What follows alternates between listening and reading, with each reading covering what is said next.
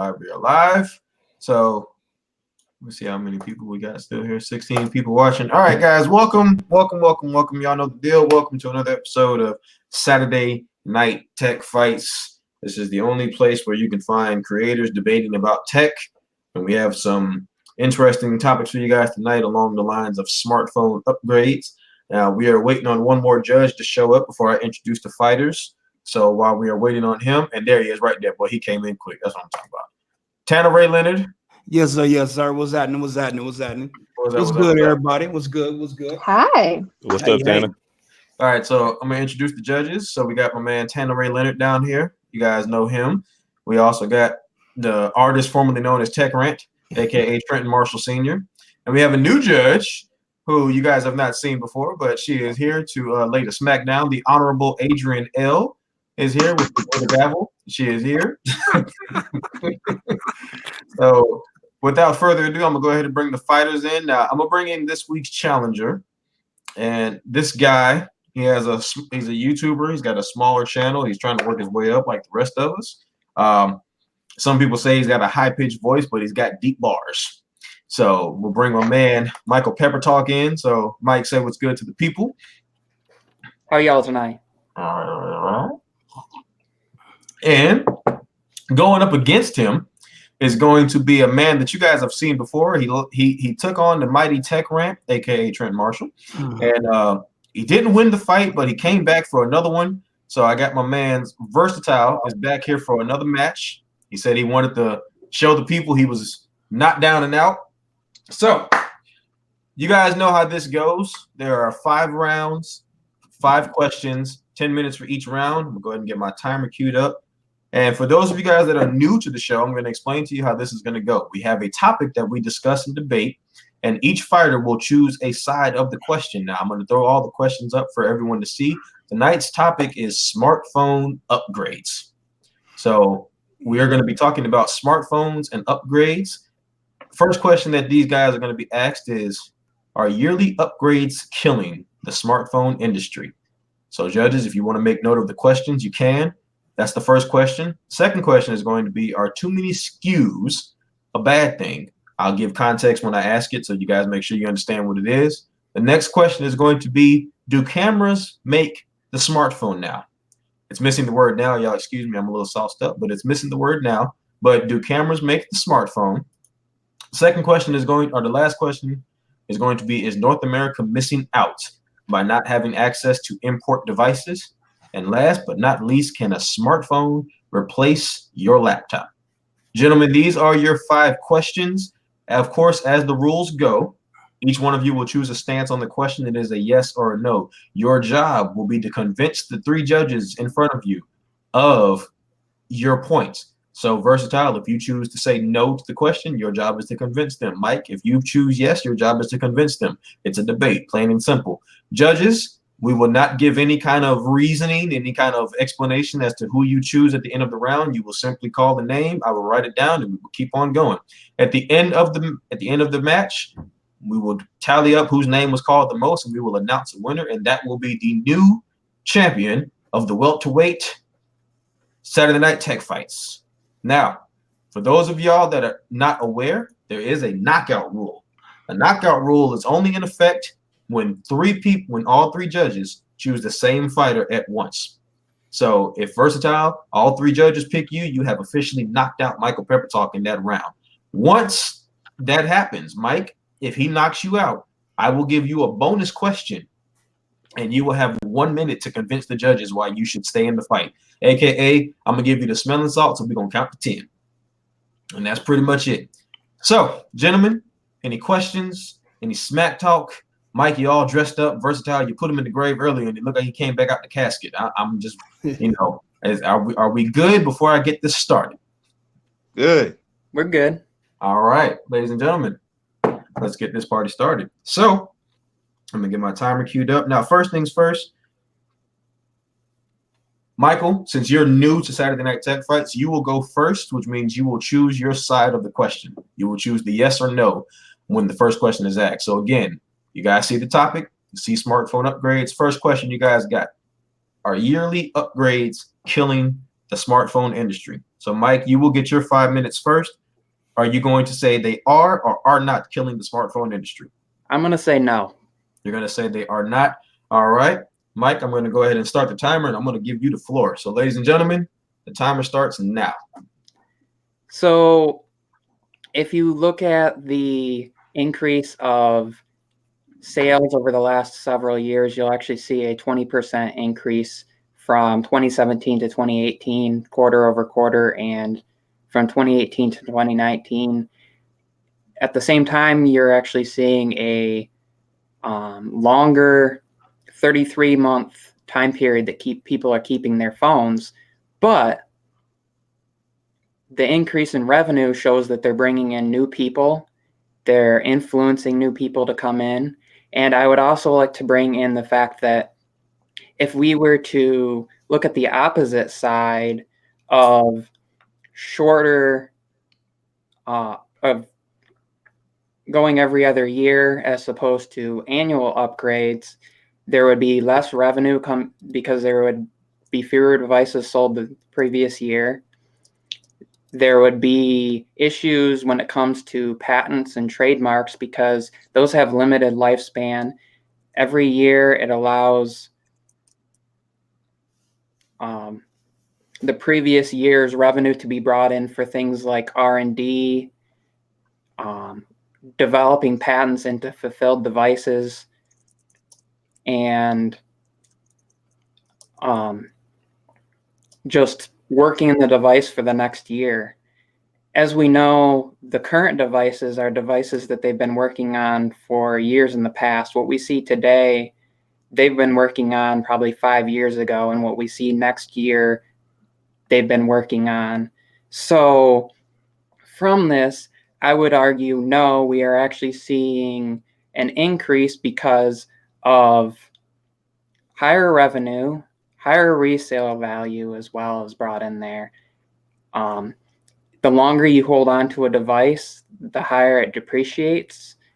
And by keeping it in a closer year over year versus every 2 or 3 years, we're allowing a higher resale value. And in turn, if you have a $1,000 device, using the resale of the devices from the year before, you're actually able to knock that down, let's say $400, $500, $600, where if it was 2 or 3 years from now, maybe that $1,000 phone you bought last year was worth only $100, and now you're paying out $900 instead of $500 or $600 for that $1,000 phone.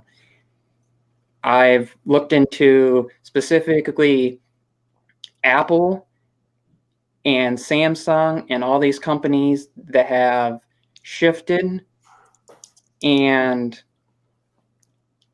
they're actually seeing an increase in sales because if they wait, you have an issue with, do I wait till next year or do I buy a 1-year-old device?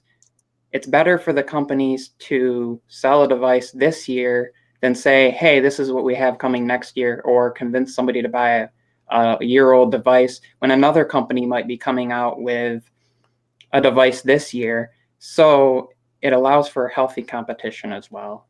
And those are my points. All right. So you're leaving 1 minute and 20 seconds left on the clock. So I'm going to go ahead and stop it. So, Micah, he chose no. So you are saying yes. So your 5 minutes start right now, sir. All righty. So yes, smartphones or yearly upgrades are killing the smartphone industry. And the first thing we can think about is price. As price continues to increase year over year, it makes it very hard for people to want to purchase devices. And so as the prices again have increased even to above, $900, $1,000, $1,100, $1,200, and we see what Samsung is here dropping the $2,000 Galaxy Fold. And what we have heard from Samsung in regards to possibly making that their new premium device and not necessarily making the Note their premium device. If that's a yearly thing, then people are not going to upgrade as often. Therefore, companies lose money because of the lack of sales, the lack of profit.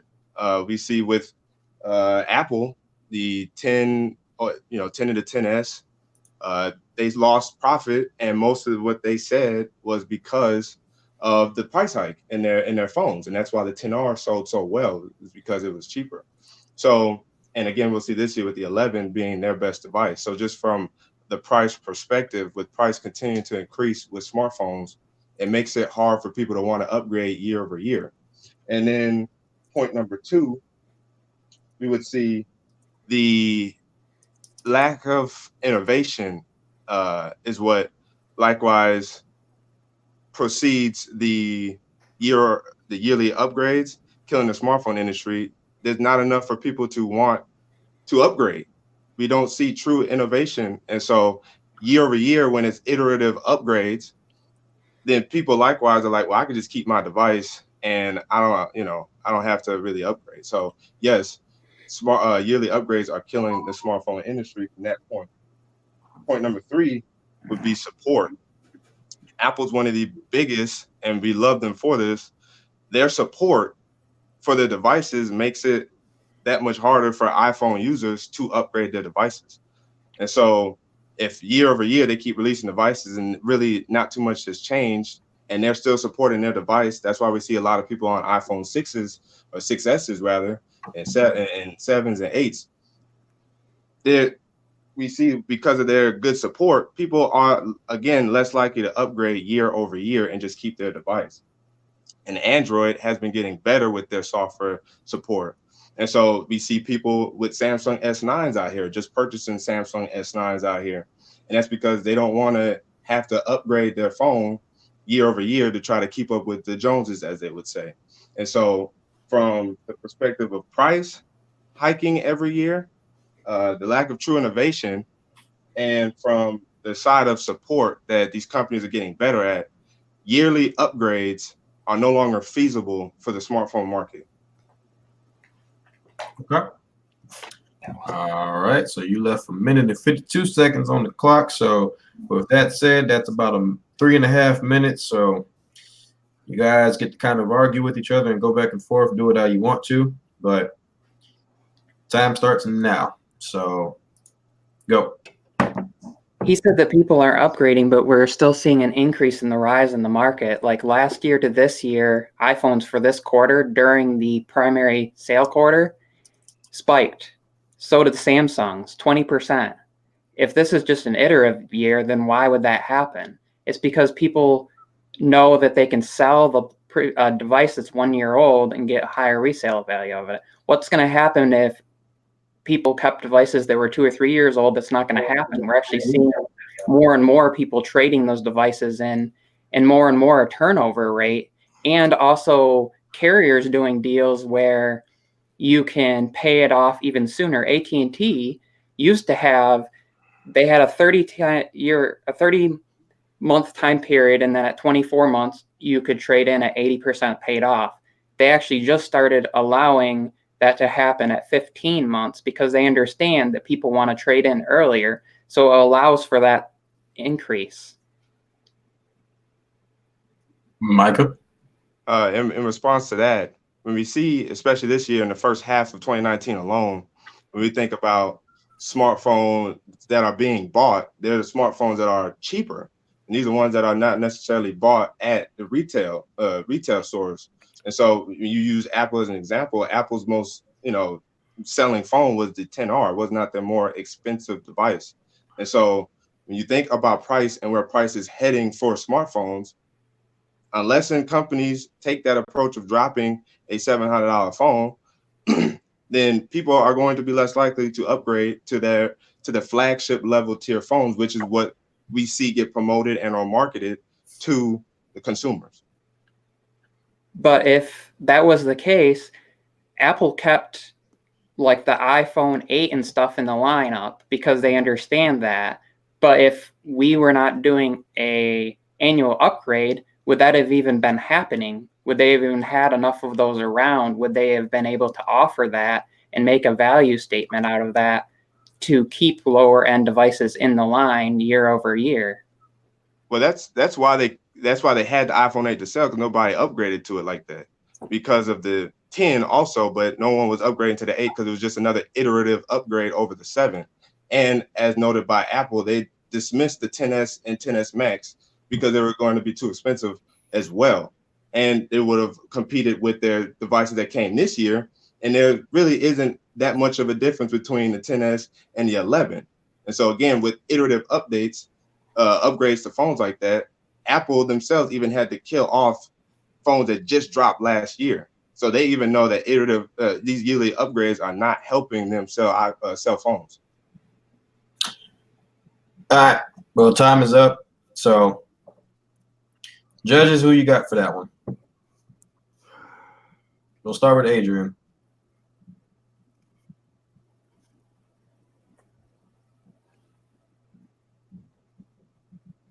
Vrsatile. Vrsatile. All right. All right. Trent, who you got? That was a tie because neither one convinced me based off of the question. I feel like neither one sufficiently answered the question, so I can't go for either one. All right. So, Tanner, what you got? Okay, for that one right there, I got to give it a Vrsatile. He convinced me. All right. So, move on to the next question. So the next question is, are too many SKUs a bad thing? So, gentlemen, clarification for this is to say, are too many smartphones from the same manufacturer a good or a bad thing? This is the question I'm asking you. So if you need clarification, I'll give it to you. If not, then Micah, you won that round, so choose your stance, and you got 5 minutes. I would say yes, too many SKUs are a bad thing. Okay, you got 5 minutes, sir. Your time has started. All right. There's a thing that's called paralysis by analysis. When there's too many options, it makes it hard for people to pick an option. And if a model has different features than maybe a preferable option, that likewise makes it difficult for customers. Usually we just see a size difference in between the two different models, which might make it a little easier. But again, there's too many for people to want to have to choose from, and it hurts the manufacturers in terms of the money that they lose for that SKU that didn't sell so well.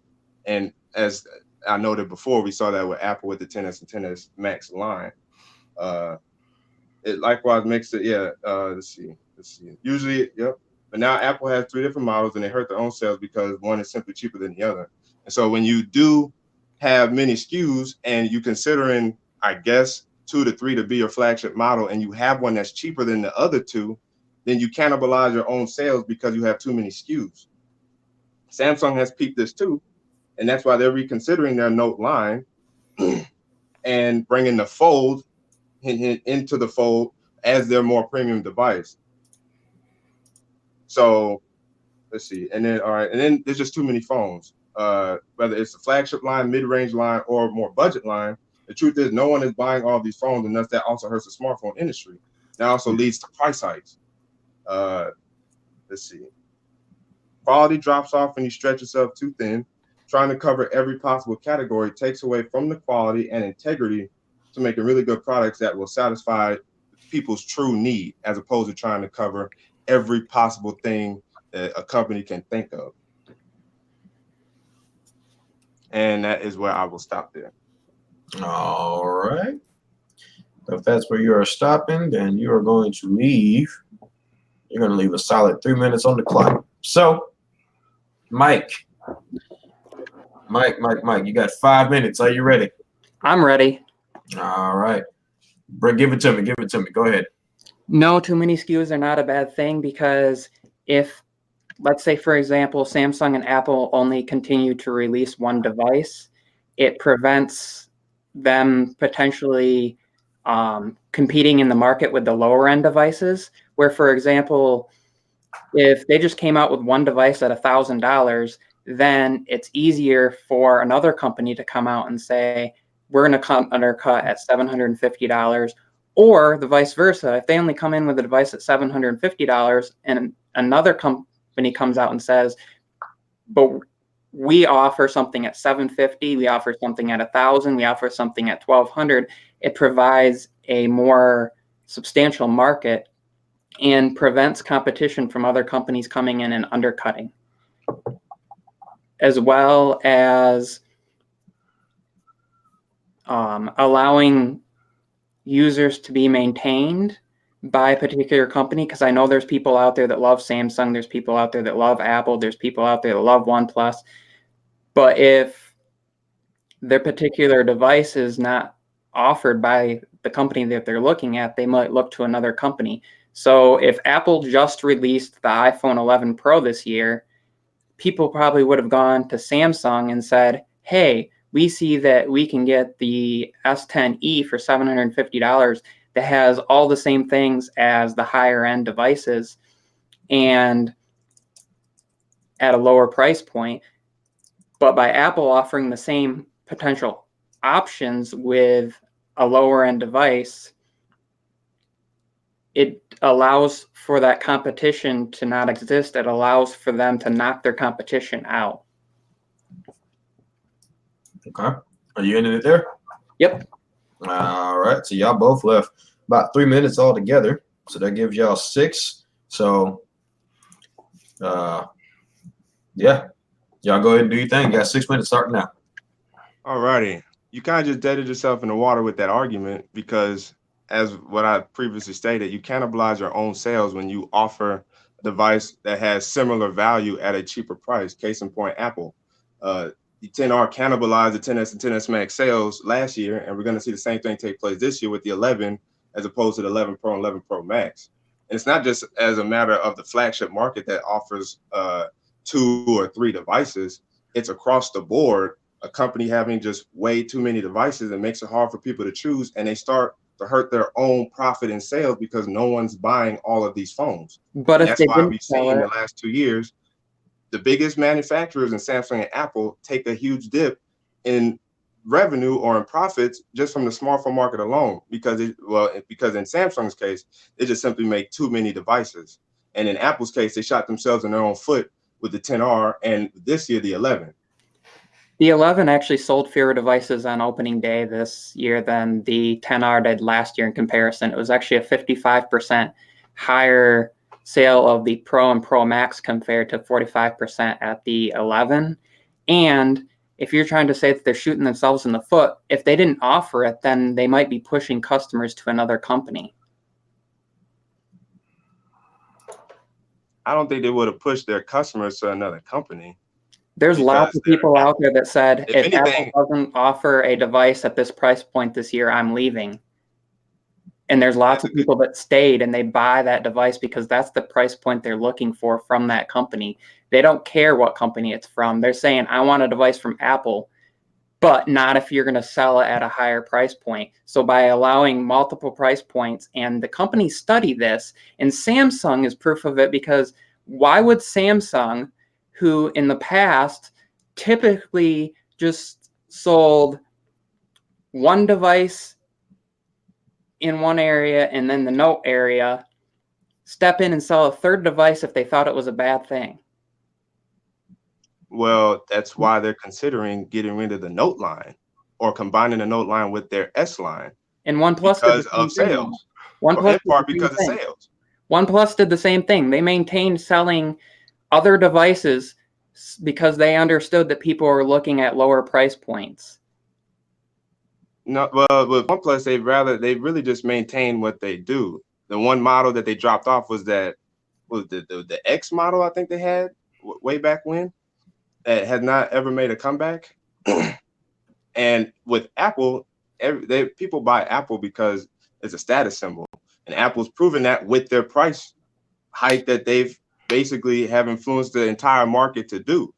So if price was such a big deal, especially in the case of Apple, then them releasing or not releasing the 10R would not have necessarily hurt their profit as much, because people would have just bought the 10S or the 10S Max, or this year the 11 Pro or the 11 Pro Max. Their profit went up though. As a result of the cheaper device. Apple's went up from 2016 to 2017, from 2017 to 2018. They saw an annual increase. Last year, they sold 248 million iPhones. It was a 40% increase in the last quarter over 2018. yet they a year lost before money. 2018. Yet they lost money and They attributed it.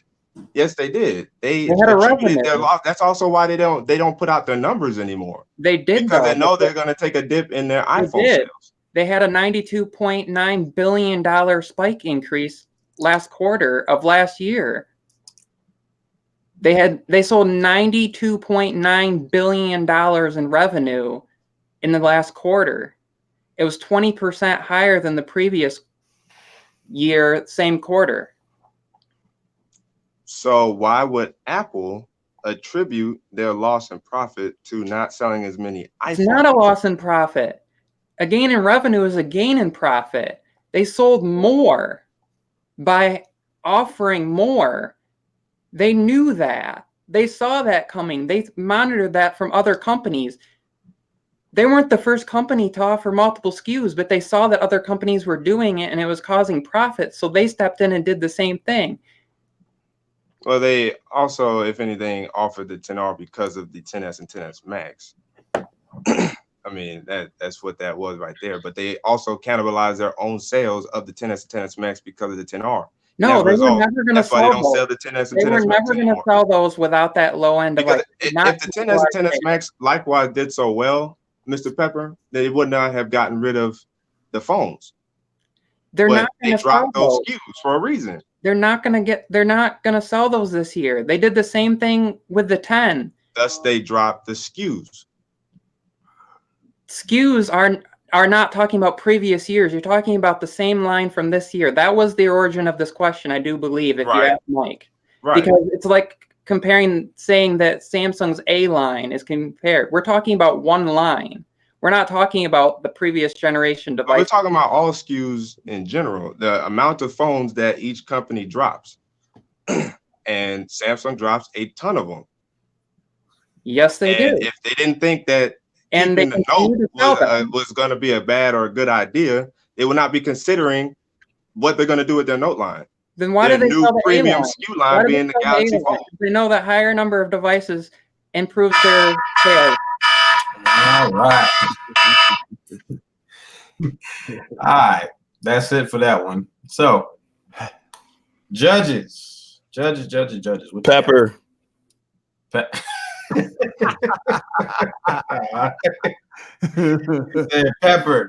Tanner, who you got? Who I got for that one? Well, shit, it was tight right there a little bit. But, you know what I'm saying? Men lie, women lie, numbers don't. Michael Pepper brought them numbers. I'm right with Michael Pepper. You did. All right. Adrian, who you got? Can't hear you. You're muted. Oh, hold on. I tried to unmute you for you. It's a knockout. I'm going with Pepper. Oh. Yeah, Pepper bought that heat, boy. Damn. All right. Well. We got a knockout. Jesus. Micah, I'm going to give you a question. It's going to be a bonus question. And it's going to be up to you to bring yourself back in this. You're going to have 1 minute to make your case on this question I give you. Right. So the question that I'm going to give you, let me get it here for you.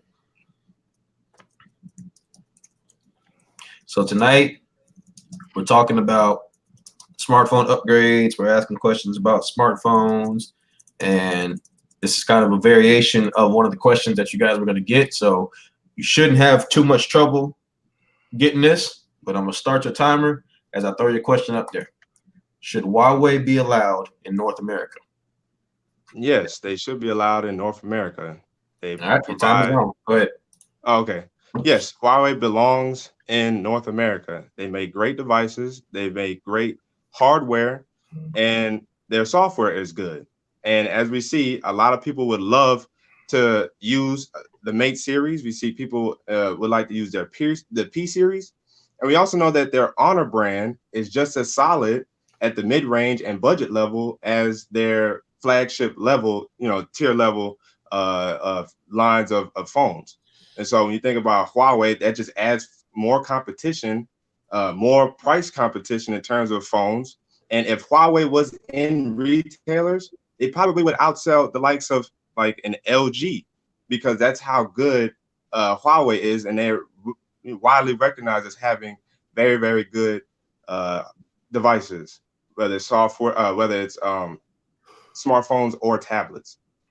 And that also helps boost the tablet rank as well. All right. That was your 1 minute. So, Tanner, what you think?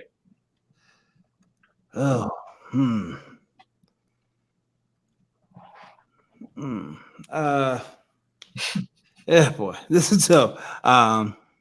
It's not easy being a judge. And It's not easy. Everybody can go down there and type their ass off all they want to, but when there's people in the chat Whatever. that type their ass off all you Yeah. want, but it's not easy being a judge, and it's not easy being a fighter. So right, I'm gonna put that out there and leave it alone.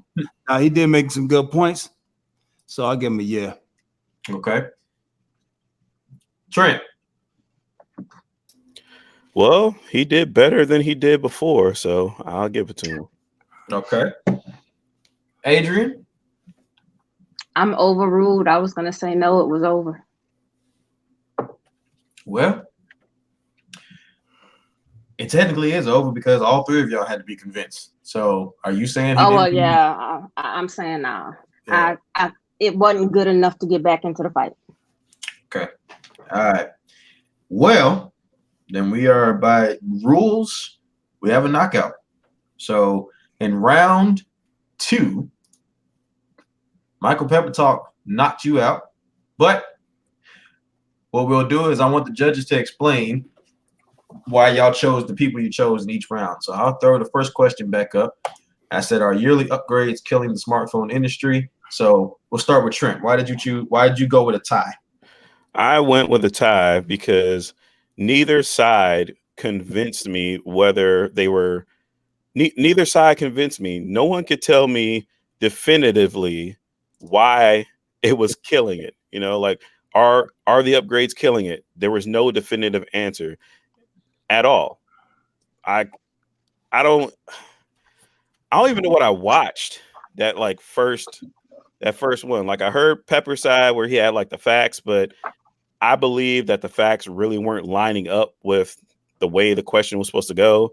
And then Vrsatile came back, and then I really didn't understand or get where he was going with that. So that was just question number 1.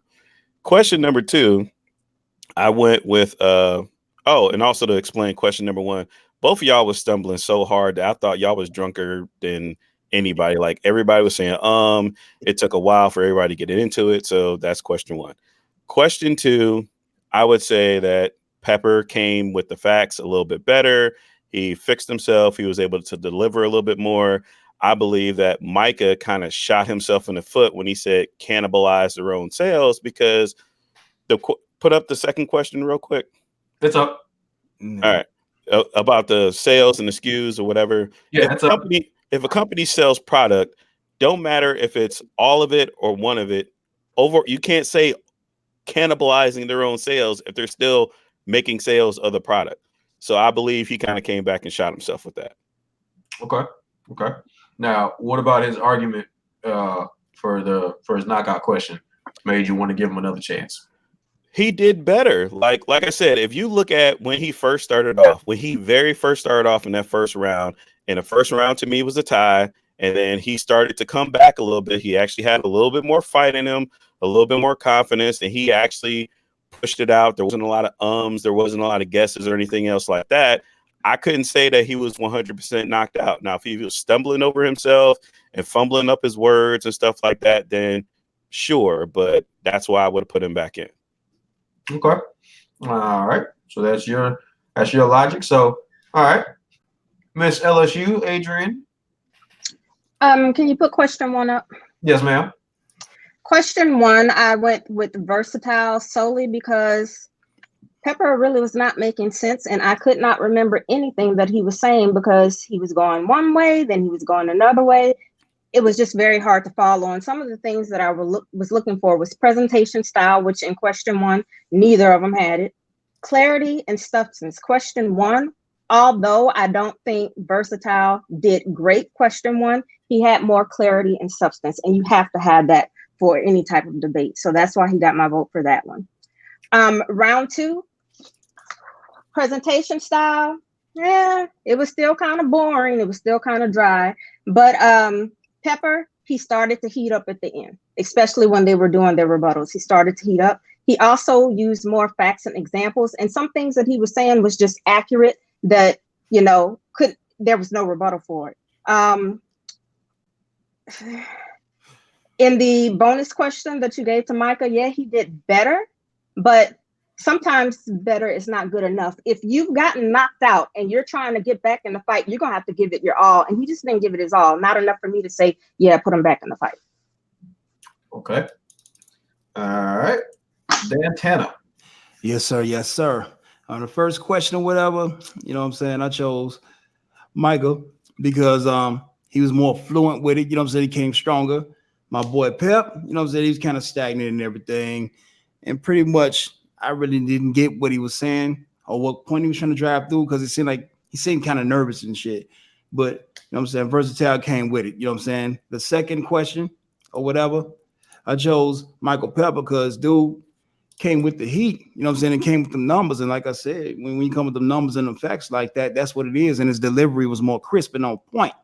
Now, as far as the comeback question or whatever, Mike, to me, you know what I'm saying? I think Micah did all he could do. He did the best he could. So shit, when somebody's trying to get up like that or whatever, hell, why not give him a fighting chance or whatever? So that's why I decided the round. I voted the rounds the way I did.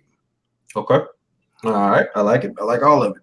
All right. Well, unfortunately, by rule, we have a knockout, and you know it is what it is. But what I've done, though, folks, is I put the links for each one of the fighters in the channel or in the chat. So you know you got Vrsatile, Michael Pepper Talk in there as well, and you know this it was a short fight, but you know the thing about it that I want to make sure everybody understands, it's real easy to talk a lot of shit until you got to be the one fighting or you got to be the one judging. Man, real easy. So you know it's just a lot of people that was in the chat talking mad stuff. Change this question, change that question. I challenge you. I challenge you to send me a message and tell me you want to get on here, and I'll definitely get you on here. I'll definitely get you on here. So and you can, and for those of y'all talking shit, y'all can come on here and go up against me. I'm ready. Yeah, we can do this right now. You know. Well, who they talking shit about? They talking shit about the way I voted? Let me know now. No, it's not that they talking shit. It's just that, you know, everybody kind of has their own opinion on how it should be ran. And, you know, it is what it is. So, so like I said, if anybody feels like they can do better, you know, I'll open up the door. I'll open up the door. If anybody feels like they can do better, I'll open up the door. I'm ready. I got time.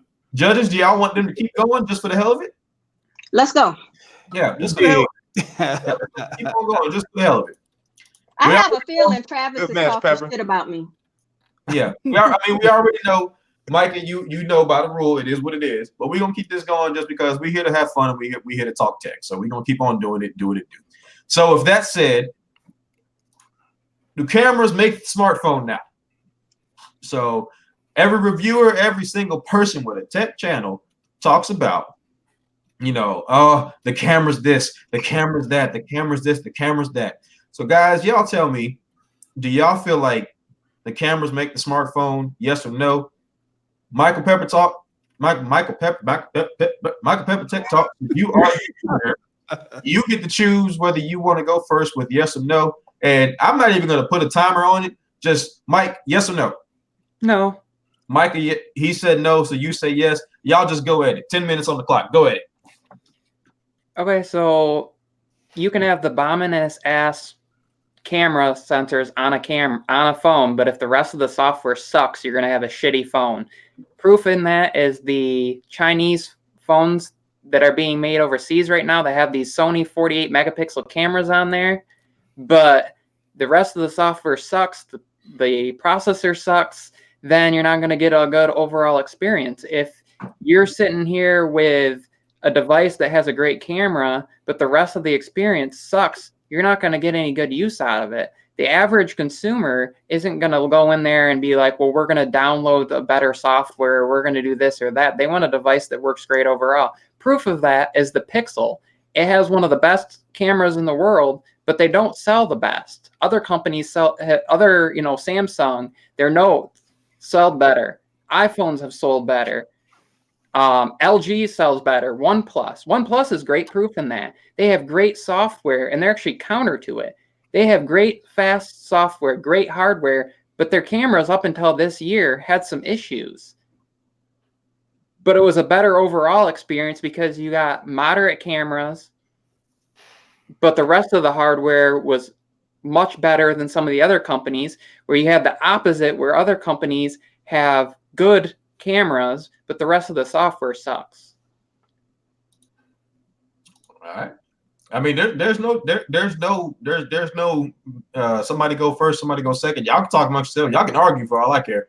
Oh. Tim, yeah, you can interrupt him. Micah, he can say your mama's thing. You can interrupt him. Y'all just do what you do. there is no limit right now. Well, since I have to argue that cameras do make the smartphone, I would say they do, and it's similar to the same logic you had in terms of Apple studying the market and dropping the 10R and the 11, and it's that the biggest feature as the reason why the 11 Pro and Pro Max are selling well now is because of the camera. And they not put that time into the camera and adding the extra camera and making it so feature packed. And so you almost want to say conference exclusive. That's all they talked about with the camera and this deep fusion technology that's going to come help with the camera. The cameras make the smartphones now, and that's what ultimately has helped kind of reboost Apple sales with their more expensive line, is that their cameras are good now. And so if you have a solid camera, that's the talk of the town. Whether it's a review, when you watch reviews, first impressions, we see a ton of camera test videos. We don't get too many software test videos. We get a ton of camera test videos and video test videos from smartphones. Cameras make the smartphones now. Why is it that on Instagram, the iPhone, even though it wasn't the top camera phone, still was the top Instagram camera on there?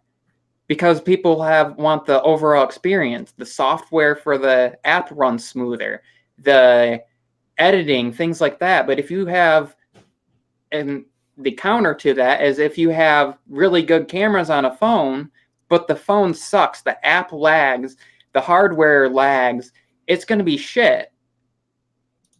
That's one of the complaints with the Pixel 3a series, and they sell better because they're cheap and they offer the same camera as the 3. But one of the complaints is that the transfer speed after snapping the photo is so slow that there's a delay that to get another image up takes longer. If the hardware around that was better, they'd have a better overall experience, and I believe they would sell better than the Samsung phones, yet they don't, because people are still looking for more than just generic software and more than just one good camera. They're looking for a better overall experience, and it's proof that other companies outsell them. Is Google even in the top 5 of cell phone companies? Nope. But they have one of the best cameras. Yep. So you're telling me that, like you said, but you also said it though. The reason why Google was able to step up to the plate in terms of selling phones was because they could get that camera at a cheaper price. That's all people was concerned about with the Pixel 3a series, was that camera. And although it might be a couple seconds off in terms of the processing, you get a good image, and that's what matters. That's what matters if people is getting a good image, and that's what the Pixel provides. And that's what the 11 Pro now provides. The 10R was the best-selling phone last year. It still had a good camera, and it had the wide-angle portrait that most phones actually don't come with. And people appreciated using that camera from the 10R in terms of being able to take photos. They bought it because it was cheap. Right, true, it was cheap, but the camera was still good. Right. The only thing you can really point out on an iPhone is what else does it have? And with the 10S series, and now especially with the 11 Pro series or the 11 series overall, you can have something to talk about when it comes to the iPhone, and that's the camera. Okay. All right. Well, if that would have continued the fight, I'm gonna ask the judges, what do y'all think? Trent.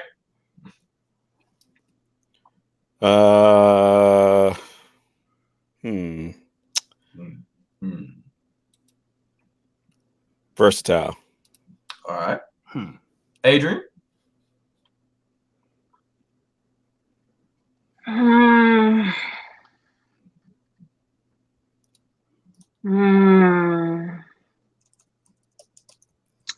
No one. Okay. So that's a tie. Tanner? On that one, due to facts and the way normal people think, I have to go with Vrsatile on that one because a lot of people do buy the phone because of the damn camera. I'm just gonna be real. Okay. All right. Well, we're gonna go ahead and we're gonna go ahead and go on with the next event of the fight tonight, which the tech preacher is warming up right now. So for those of y'all that don't know, the loser of the fight is immediately buried. So even though there was an epic video today that Versatile, I gotta kick you out. I gotta bring the tech preacher on to bury you. But I do want to appreciate you coming through. Good fight, Pepper. Where LB at? You had some good points too, man. LB has the link. That was a good idea of you to bring out those number facts. Yeah, I did my research. I'm not, y'all can't be in here. I was about to come with that with this one. Y'all can't be in here. I told you. What nobody knew is I went to school to be an attorney originally. So. All right. Hey, look. We can put somebody in purgatory. Let me get LB right now. Let's make it worth it.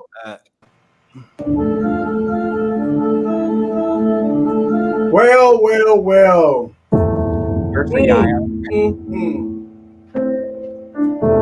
The funeral must commence. Wow. Sad day. Welcome to Saturday Fight. I am the tech preacher, and I'm here to bury Versatile.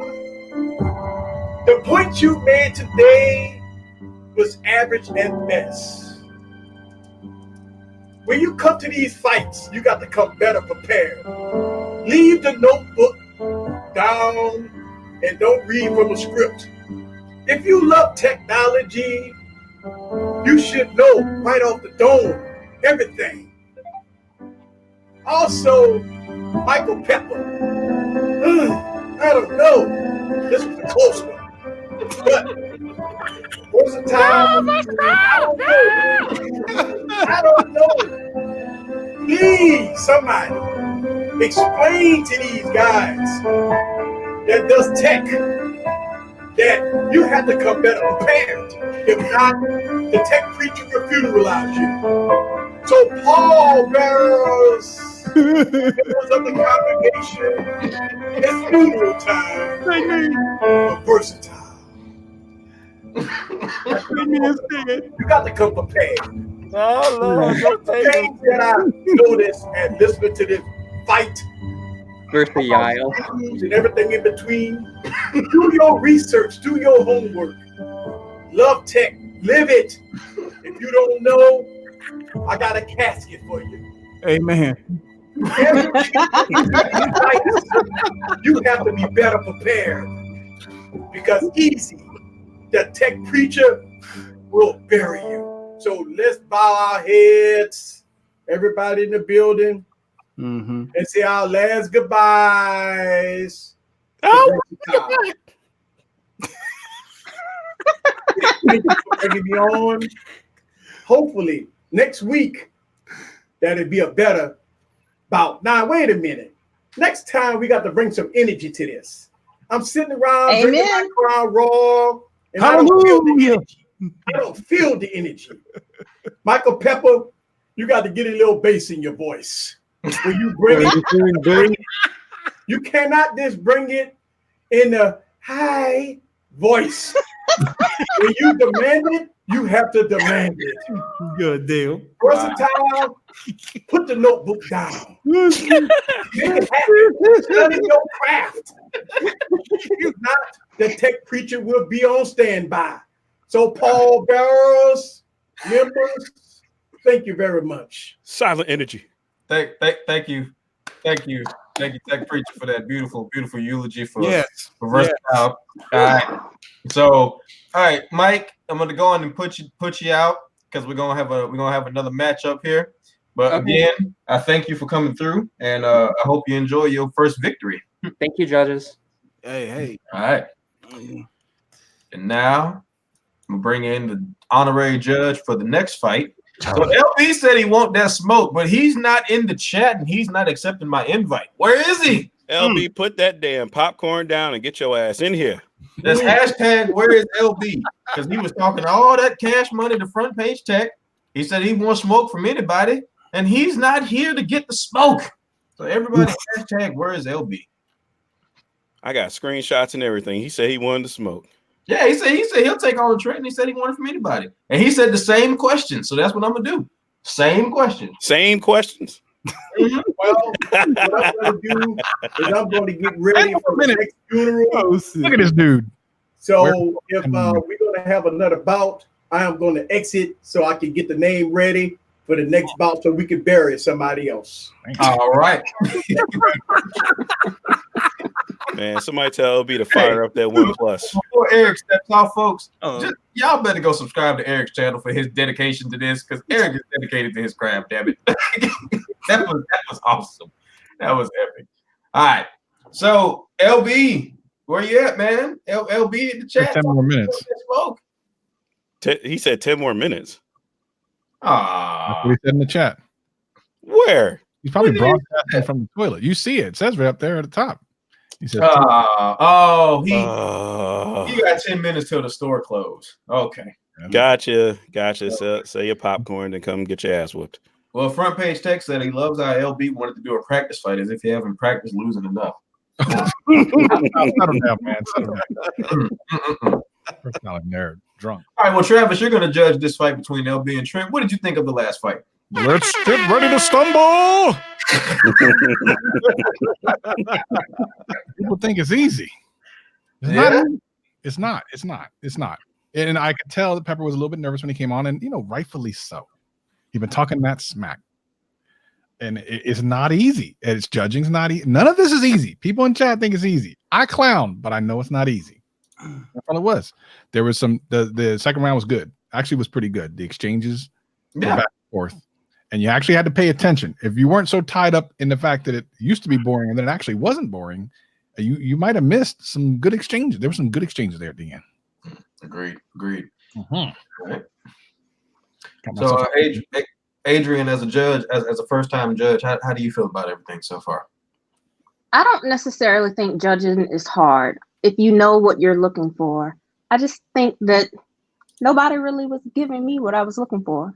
And I had specific criteria. They knew it ahead of time. Sounds like life stuff. Sounds like she's talking about dating or something. You know what, Travis? I'm not going to have too much of you. I'm just saying. Because I know I didn't see it, but I just have a feeling you was in that chat talking shit about me. Actually, I was. I literally did not say a word bad about you. Would never do it. I said, hey, LB, if you got time to type all these damn eyes every minute of these 10 we wait, you got time to come on in here and talk. Damn it. He done put eyes at 9:52, at 9:51, and at 9:53. Talk about 10 more minutes. See, I already know what LB's strategy is, right? He trying to wait me out. He trying to get me impatient and off my game. Then he gonna come in here. Oh yeah, what's up? I run a business. How's it going? How's it going? And I'm gonna be all pissed and shit, and I'm gonna like lose my shit. But no, I'm stay cool. Keep drinking. But it's on. It's on. We are gonna give these people a show. I'm ready. And we are going to make it interesting. Well, I'm going to make it interesting. I don't know about him. Well, this is definitely going to be fun because I'd like to see you guys' takes on these questions.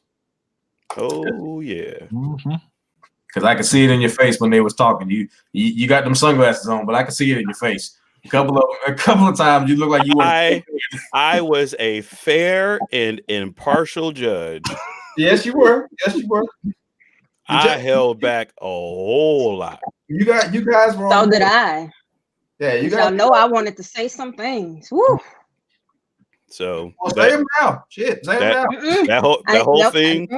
No, she can't. Don't say nothing now because me and LB got to go at it. I'll be counting down that cash drawer. Let me help you. I don't want LB to say that I got an answer from Adrian or nobody else. Nah.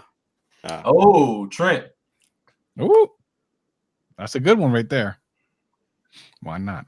Why not? Oh, I ain't got no pressure at all. I'm just trying to figure out which video I want to share. Let me start looking. He's already looking. He's like, you know what? I ain't worried about that. Which video would I love to have people see? Get these views up. How do I get these views? Right. Hey, Let's see. You can put this in the community tab when LB comes on if he wants to. No, not tonight, man. It's all about next week. Like that's yeah. That's the one. Eric said 2 funerals tonight. He is ready. You know what? By let's see. Let's go with the Armadillo Tech Vanguard iPhone 11 case review. That's the one where I did all the pretty cinematics and stuff. Oh, that's right. At the beginning. Yeah, that was nice. Because the rest of my videos, people might be looking at Jern like, what the fuck, dude? Michael said a W is a W. Sure. I like it. I like it a lot. Let's see. Do I got anything unlisted that I could bring back? Uh-oh. So I guess I missed it, but how did LB wiggle his way into a match tonight? Because he was in the chat talking smack. He said he wanted to smoke from anybody. And he said he wanted to fight Front Page Tech. John is obviously not with that shit tonight. And Trent said that he was ready. And then he came back, said he wanted to smoke from anybody. He didn't care. And this is a long time rematch in the making. Yeah, Right. big time. Technically, they have a rematch about the Pixel, but they're gonna have their rematch tonight. Yeah. So, And honestly, I was looking at the chat and I was feeling for y'all, man. I was feeling for y'all so hard. I'm like, you know what? Let's end this night on a good note. Let's make some people laugh. Let's make some people have a good time, at least enjoy themselves. Because man, it was a overwhelming amount of people who were disappointed. yeah. A huge amount of disappointment. But again, I say what I say. I hate that all of y'all were bored. Now there was still a consistent 50-something people in here watching, so I appreciate it. But at the same time, hey man, some of y'all, you get in there and do it and tell me and see if you feel the same way. But Daddy T done came in here. What up, Daddy T? Yo, man, I almost died laughing when T said his kid's diaper was more exciting than what was going on. Bruh. Y'all got to understand how hard it is for me to sit here and look at these comments and be over here like this. Yeah, that's why I think I don't think the judges should be looking at. I'm not going to be looking at the chat for this one. I don't want to be swayed in any way. T, we can't hear you at all. T, nope. You're doing them AirPods. That's why. Yeah. Oh Lord, The the fail pods have returned. They've claimed another victim. All right, 3 minutes. 3 minutes, y'all. Oh man, that's too much. 3 minutes. Got 3 minutes. Got 3 minutes. Can we get a wave check? No, he ain't got the do-rag on, and I ain't got no waves right now. I ain't got hair for 2 weeks. I ain't taking this week off. I fucking barely got hair. All right. I got to go back upstairs and spray paint some more Y'all hear on. me now? Yeah, we Y'all hear me now? Yeah. What were we talking about? Oh yeah, man, I could change this dirty diaper, man. I would have been more entertained. I was over here like, I need some interruption. I need some your mama damn stink like old eggs or something. I need somebody to give me some kind of energy, man, because I'm like, I don't know. Let me be quiet because I ain't did a fight yet, so I'm gonna be quiet, man.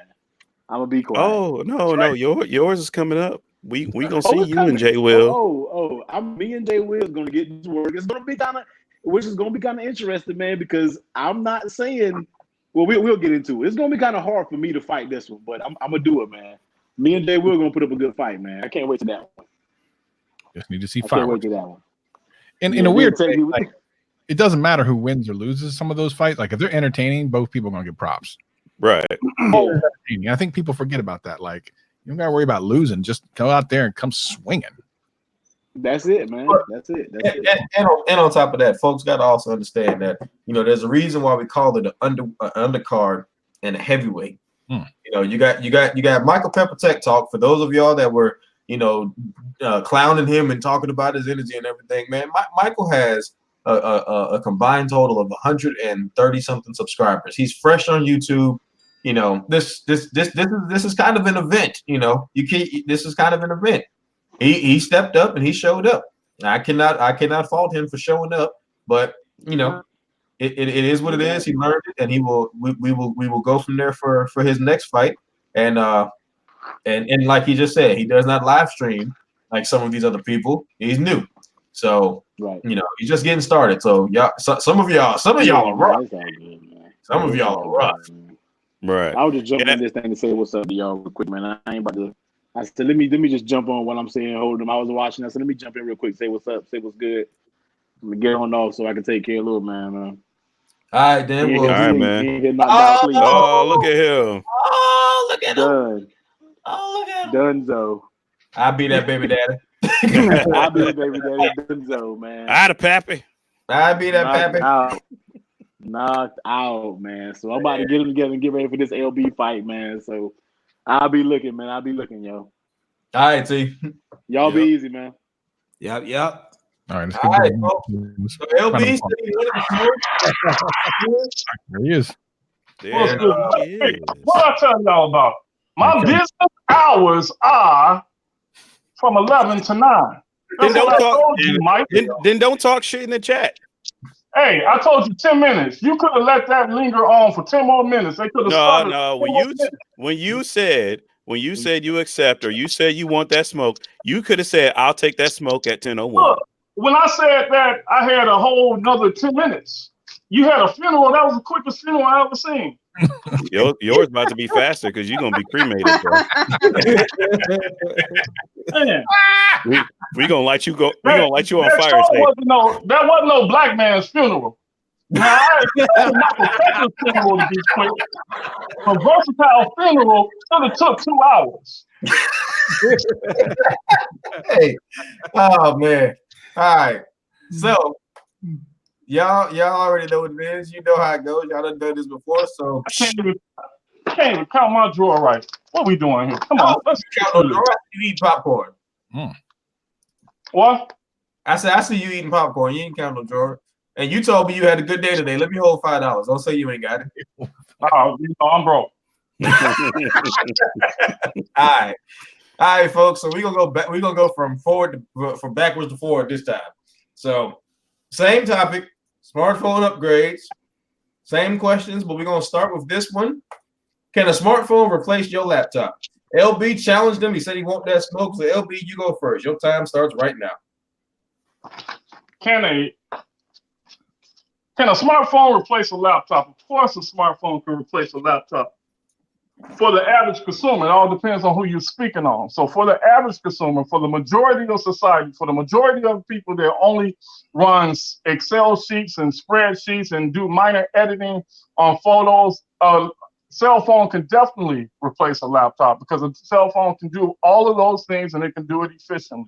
You're talking about Apple that has an A13 processor that is just about as fast or faster than your average PC chip, okay? Then you have Samsung. You got wonderful Samsung that introduces the technology of DeX, okay, where all you have to do is plug that phone up to a HDMI cord and pull up DeX and you have a Windows-like environment, all right? Then you have the connection between Microsoft and Samsung, okay, giving you the ability to answer your phone on that very same environment. So for anyone to say that a cell phone cannot replace a laptop, they'd be highly mistaken and misinformed, all right? I'm gonna keep it simple as that. I'll give Tech Rant some time to dribble around what he's gonna say to refute that. Okay, well you. You done? You done? No, I'm gonna give you. If it's gonna take you 7 minutes to get your point out. No, I'm ready. I'm ready right now. Are you done? Are you done? Now. I can go now. Yeah, okay. Go ahead. I will emphatically say that a phone cannot replace your laptop, even for the average consumer. Because most things that people do on phones is what? Call and text and fuck around on Instagram. All the other stuff that you can do on the laptop, one, is so much better because the screens are so much bigger and they're so much better. I don't care what you say. Ain't nobody about to sit there and try and do their work and we're talking about average consumers. Ain't nobody gonna be in an office trying to do their work on this little tiny phone. They gonna go with the laptop. They gonna take that. Also, laptops are way more powerful. Everybody talks about, oh, well, hey, this phone can do this and do that. All right, sit these two things side by side and let people go. Pretty much people are going to take the laptop every single time. I would take a laptop every single time over a phone. And that's just being honest. My girlfriend would take a laptop. Anybody else would take a laptop. So when you line the two things up for what both of them can do and what you're going to be doing on these things, a laptop is better. I guarantee you, if you go outside right now and be like, hey, you want this laptop or you want this phone? They're going to take the laptop. All right. So you can respond. Y'all got 7 minutes. Go. You done with that now? Yeah, go. You wasting time. All right. Well, the thing is, the question was, can a smartphone replace a laptop? It didn't say if it was easier. It didn't say if it was more convenient. It said can. Simple question. Can. All right. And the answer to that question is it can. Now, going back to some of your points, okay, it's pretty bad when you speak from a privileged point of view, because I will have you know, Tech Rant, and I would expect you would know this, seeing the job that you have and some of the underprivileged people that you service. Okay, there is a world of underprivileged people out there that can't afford a laptop, don't have a laptop. Therefore, the only thing that they can operate on is therefore their cell phone, and they're doing it each and every day. Their cell phone has Wi-Fi connection. It's got 4G LTE, soon to be 5G. That is their only source to the internet. That's their only source to do things that need to be done on the internet. And in a city like Gary, okay, the only thing that was holding them together was the use of the internet and computers. That dropped because most people were using their cell phone. They didn't have to depend on the library to use the internet anymore. So to refute what you're saying, okay, the question is, can a smartphone replace a laptop? Not is it more convenient, not is it more comfortable, not what they would prefer, but what can they do? And the very essence of the smartphone being able to do most of the things that a common PC can do, yes, it can replace a laptop. Okay, so you wanted to use that point against me. I'm gonna use a point against you. You said it depends on the person, so you opened up a whole nother door or whatever. Because if you want to say I'm in a privileged position, then I got to look at it at my position. And people who are in a privileged position, if you were to take a phone and a laptop to do work, to do a regular job, to do a 9-to-5 job, I would take that laptop, since you want to use that against me. Also, laptops are cheaper than phones. Have you seen how much phones cost nowadays? I can literally go into a Walmart right now and get a laptop that I can basically do what all the stuff that you talked about. Since people are so poor and don't have money, I can get a laptop for $149. $149, not have to pay a monthly bill, not have to get installment plans or need good credit or anything like that. I can go to T-Mobile and get a A10E for $100. Privileged position. You're in no. The question is, can a smartphone replace a laptop? You're talking about what you introduced that. You introduced that point, so I'm responding to your point. Okay, I didn't introduce the point. You introduced it. I just responded to it. Okay. Well, let's play semantics with that. Fine, whatever. But okay, so what I'm waiting for you to answer. You said price. A smartphone. You said price. Can it replace a laptop? You said price, right? You said demographic. You said that people who were in Gary and didn't have access to whatever and blah, blah, blah, and prices and phones and stuff like that. Okay, I'm arguing that. I'm arguing that you said price. You can get a laptop cheaper than you can get most smartphones. No, you said no.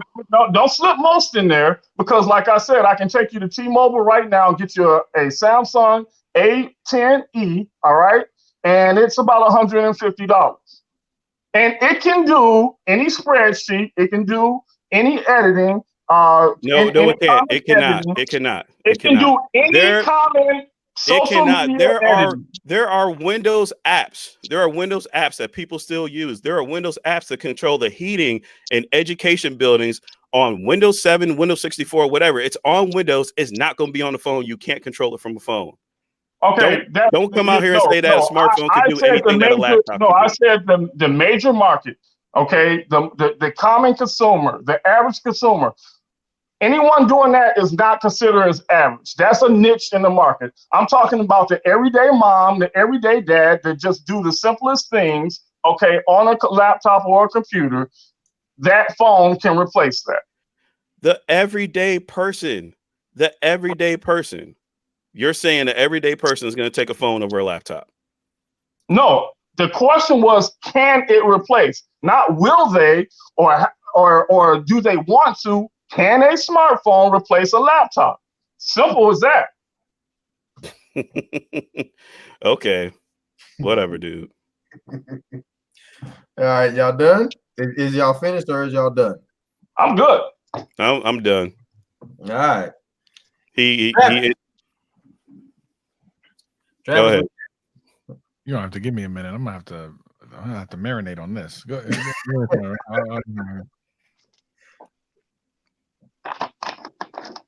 We scrambled my egg with that last part, so you're gonna have to go someone else for a minute. All right. Tanner, what you got?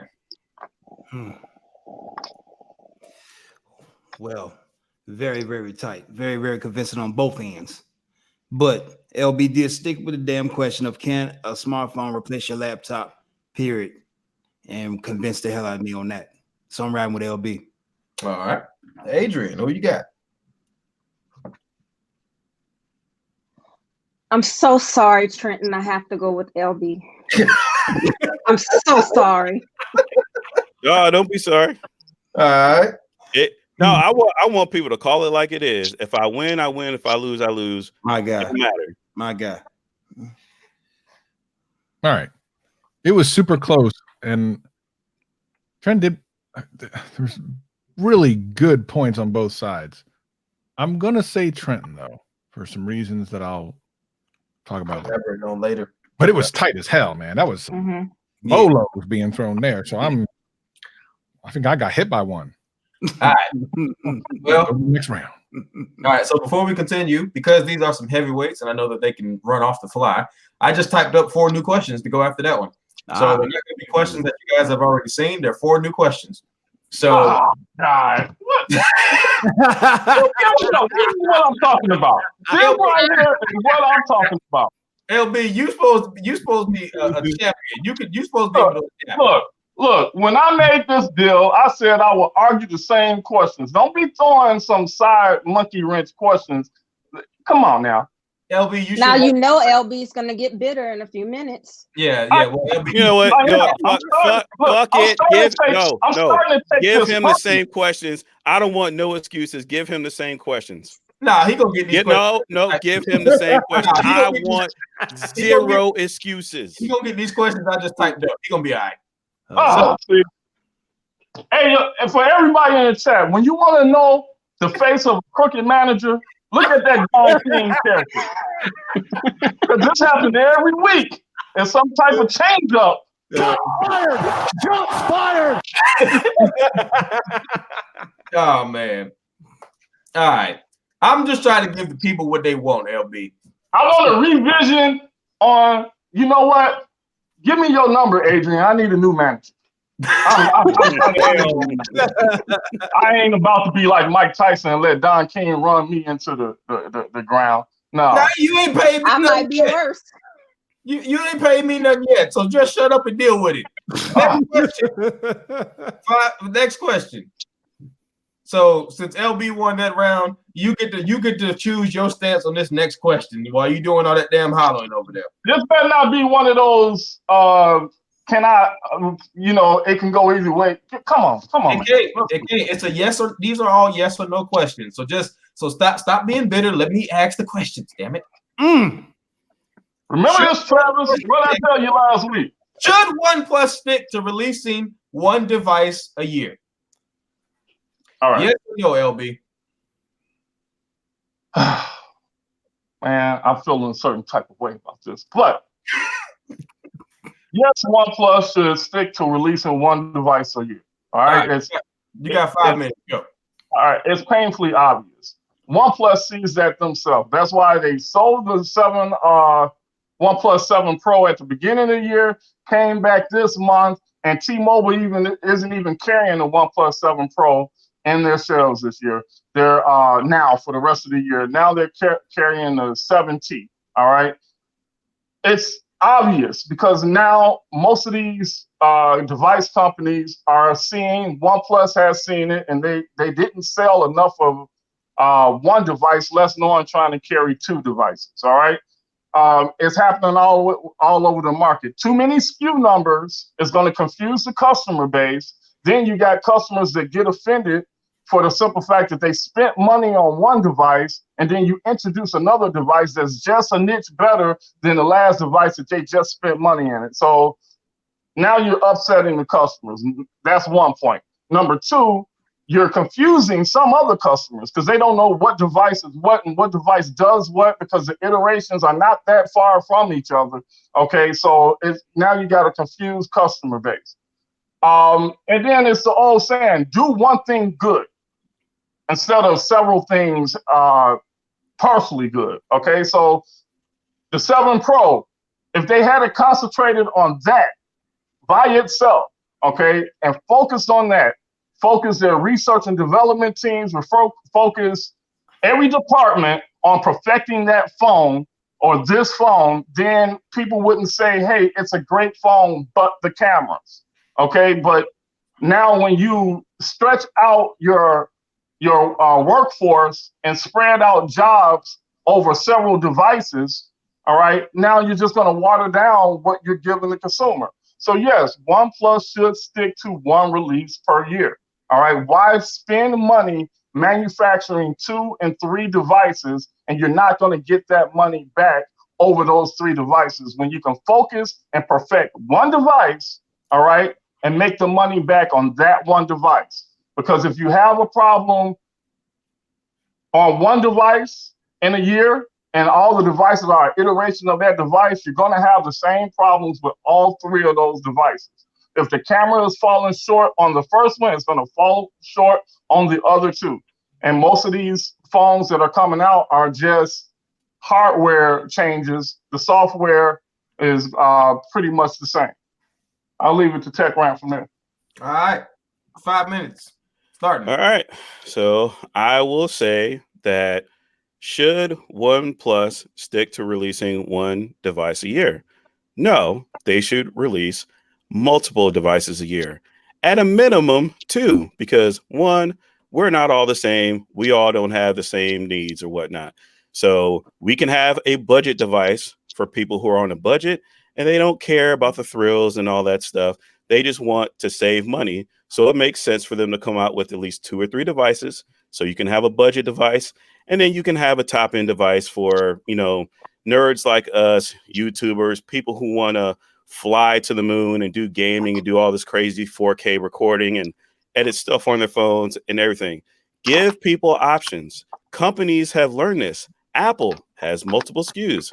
It's not screwing them over. Samsung, they have multiple SKUs.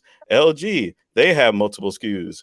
Huawei has multiple SKUs. I can't think of a single company that doesn't have multiple SKUs that comes out every single year.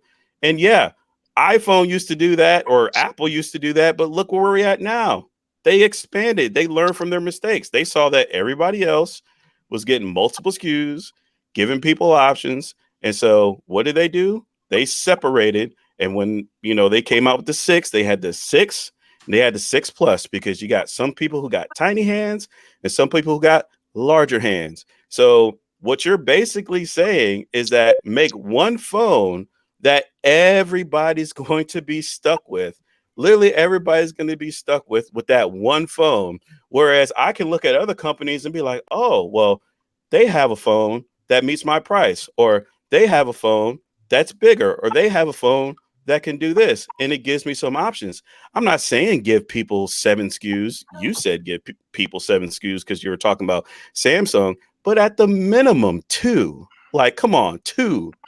Your favorite company, Samsung. Well, I should say you're moving to OnePlus now, but your used to be favorite company, right? If they only had 1 SKU, that means something wouldn't have to exist. Either we kill the S10 or we kill the Note, and nobody really wants to kill either one. And even then, you got the Fold and you got the A series.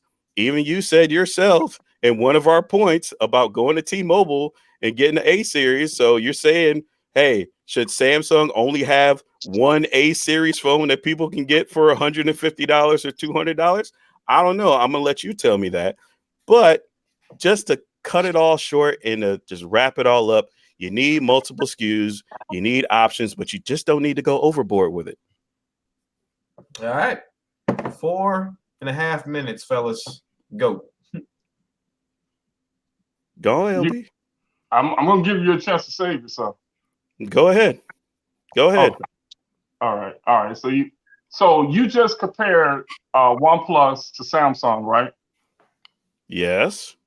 Samsung, one of the biggest manufacturers in the cell phone game, right? Yes. The ones that can afford to put 10 SKUs on the market and lose money and it not affect their bottom line, right? So you're telling me that OnePlus can't afford to put out 2 phones. Is that what you're telling me? What I'm saying is OnePlus can't afford to take the L's. Right now, as it stands, OnePlus, only sold 1% of T-Mobile sales, all right? Which is why OnePlus killed off the 7 Pro, because it's not selling in the T-Mobile stores, okay? Because either they found out it was priced too high or more people wanted the device that OnePlus came out to sell. You know, the flagship killer, the one that everyone expected to be the cheapest device to get on the market with flagship specs. Okay, well, the fact is OnePlus killed that because they had too many SKUs.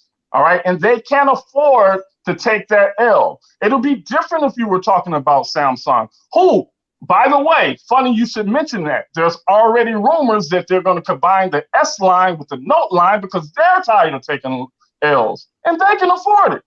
So yes, but you said one device. You can't go with 2. You're telling me a company that's been around for 7 years, been propped up by MKBHD and other people, can't handle 2, and you want to compete against other companies? MKBHD prop up, when an MHD or whatever his name prop up, they still are taking an L. So that means nothing. No matter what he says, it means nothing. When I said this last fight, when the consumer speaks, you listen. The consumer spoke. That device is not selling at T-Mobile the way they expected it to. So guess what they did? Got one device. What do I look like only having one choice with the OnePlus 7 Pro, and Apple got 3 different phones at 3 different prices that I can choose that do 3 different things that fit my needs? Apple doesn't even report their cell phone sales numbers anymore. Some rookie said in the last fight about Apple's revenue. Apple doesn't even report their revenue on phone sales compared to computer sales. You know why? Because their revenue is hitting in other stuff. Their revenue is hitting in AirPods or the Apple Watch and the AirPods and other devices. The reason Apple doesn't report their revenue on phones is because that has nothing to do with multiple SKUs. That has nothing to do with multiple SKUs. It does, for the simple fact, it's a confused customer.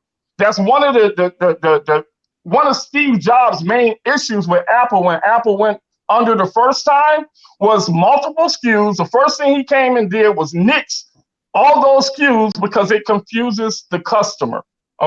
So when you have a cell phone, right now, the average consumer can't tell you the difference between the 11 Pro and the 11 Pro Max other than size. And we have options. Because of size, multiple SKUs. Otherwise, if you just had one size, you would just have one phone, and they wouldn't be able to tell you the same thing anyway. So they already so the don't question know. is about OnePlus. How many different sizes does OnePlus have? Going to your argument. How many? To jump onto that, how many we got sizes the iPhone 11 have? Going and to your iPhone argument. 11 Pro, and people can already tell the 2 differences between the 2. 2 phones, multiple SKUs. Okay, what's the difference in size with iPlus? What? What is the different size in I Plus? Because you brought that up. People need choices. Tell me what the difference in size is with the OnePlus. The SKUs that they put on the market this year, what is the difference in size? They only have one size. Right, but they have 4 phones. Okay. You brought up the argument that someone wants a small phone, someone wants a larger phone. That's a bogus argument for this because we're talking about OnePlus. Still feeds into having multiple SKUs. That's What? still happen. That's okay. If you look up those 2 phones, if you look up the iPhone 11 and you look up the iPhone 11 Pro, aren't those not 2 different SKUs? All right. Yeah, all right. but we're talking about OnePlus. The question was about OnePlus. All right, I gotta stop because I was really getting into my role as Don King. The timer actually went off like 2 minutes ago. I was just really look. I was over here like, let me hit that. Just so I can let it go. All right. So, Adrian, we'll start with you. What you got? Can I ask a question first? And this is not because I'm not familiar with OnePlus. Currently, each year, how many do they release? They currently release 2 devices a year, one in the spring and one in the fall.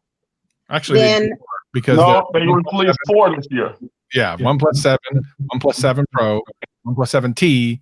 They haven't released the OnePlus 7T Pro, but they're expected to. So that's actually okay. So 4 this year, but in the past, they've normally had a cycle of 1 in the first part of the year, 1 in the later half of the year. So in the past, it's still been more than 1. Yes. Okay, so with that information, I believe that I'm going to go with Tech Rant in this round. Okay.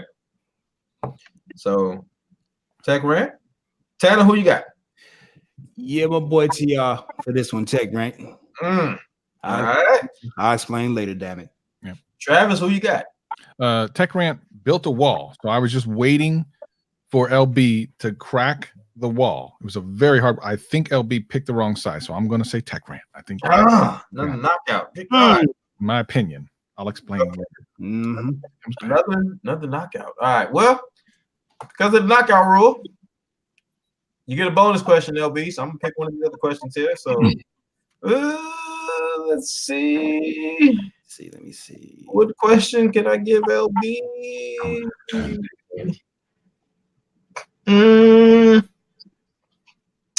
All right.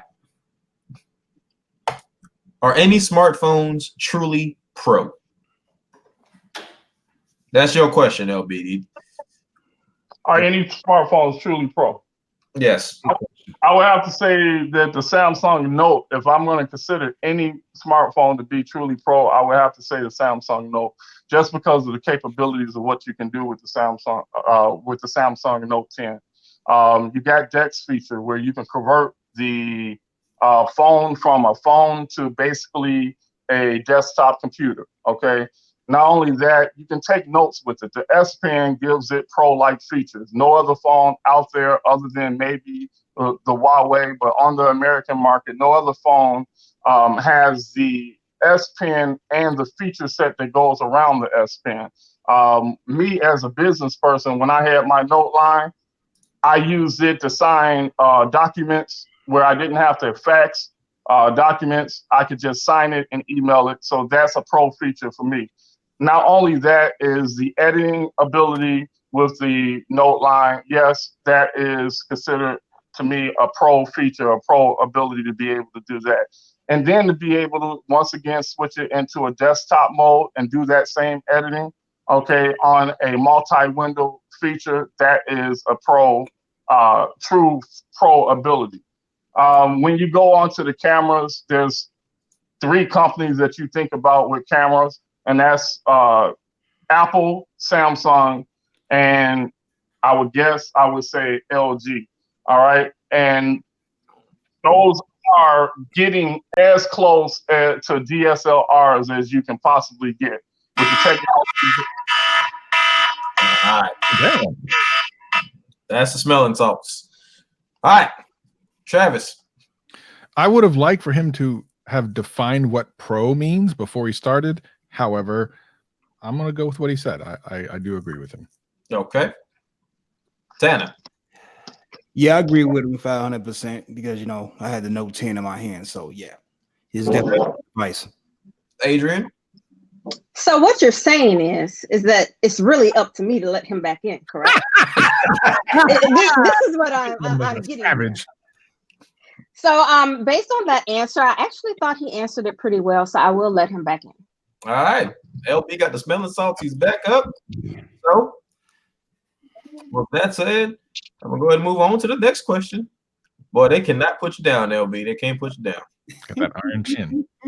LB got an iron chin and an iron stomach, boy. He's the first person to come back from a KO, right? If my manager quit changing up the fights on me, I'll be good.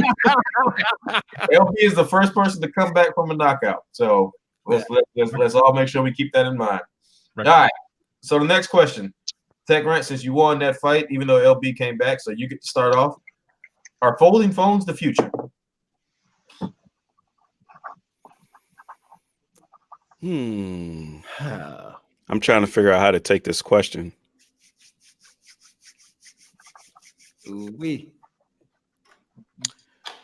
Well, if you want some context, I'll tell you. I need context because future is very indefinite.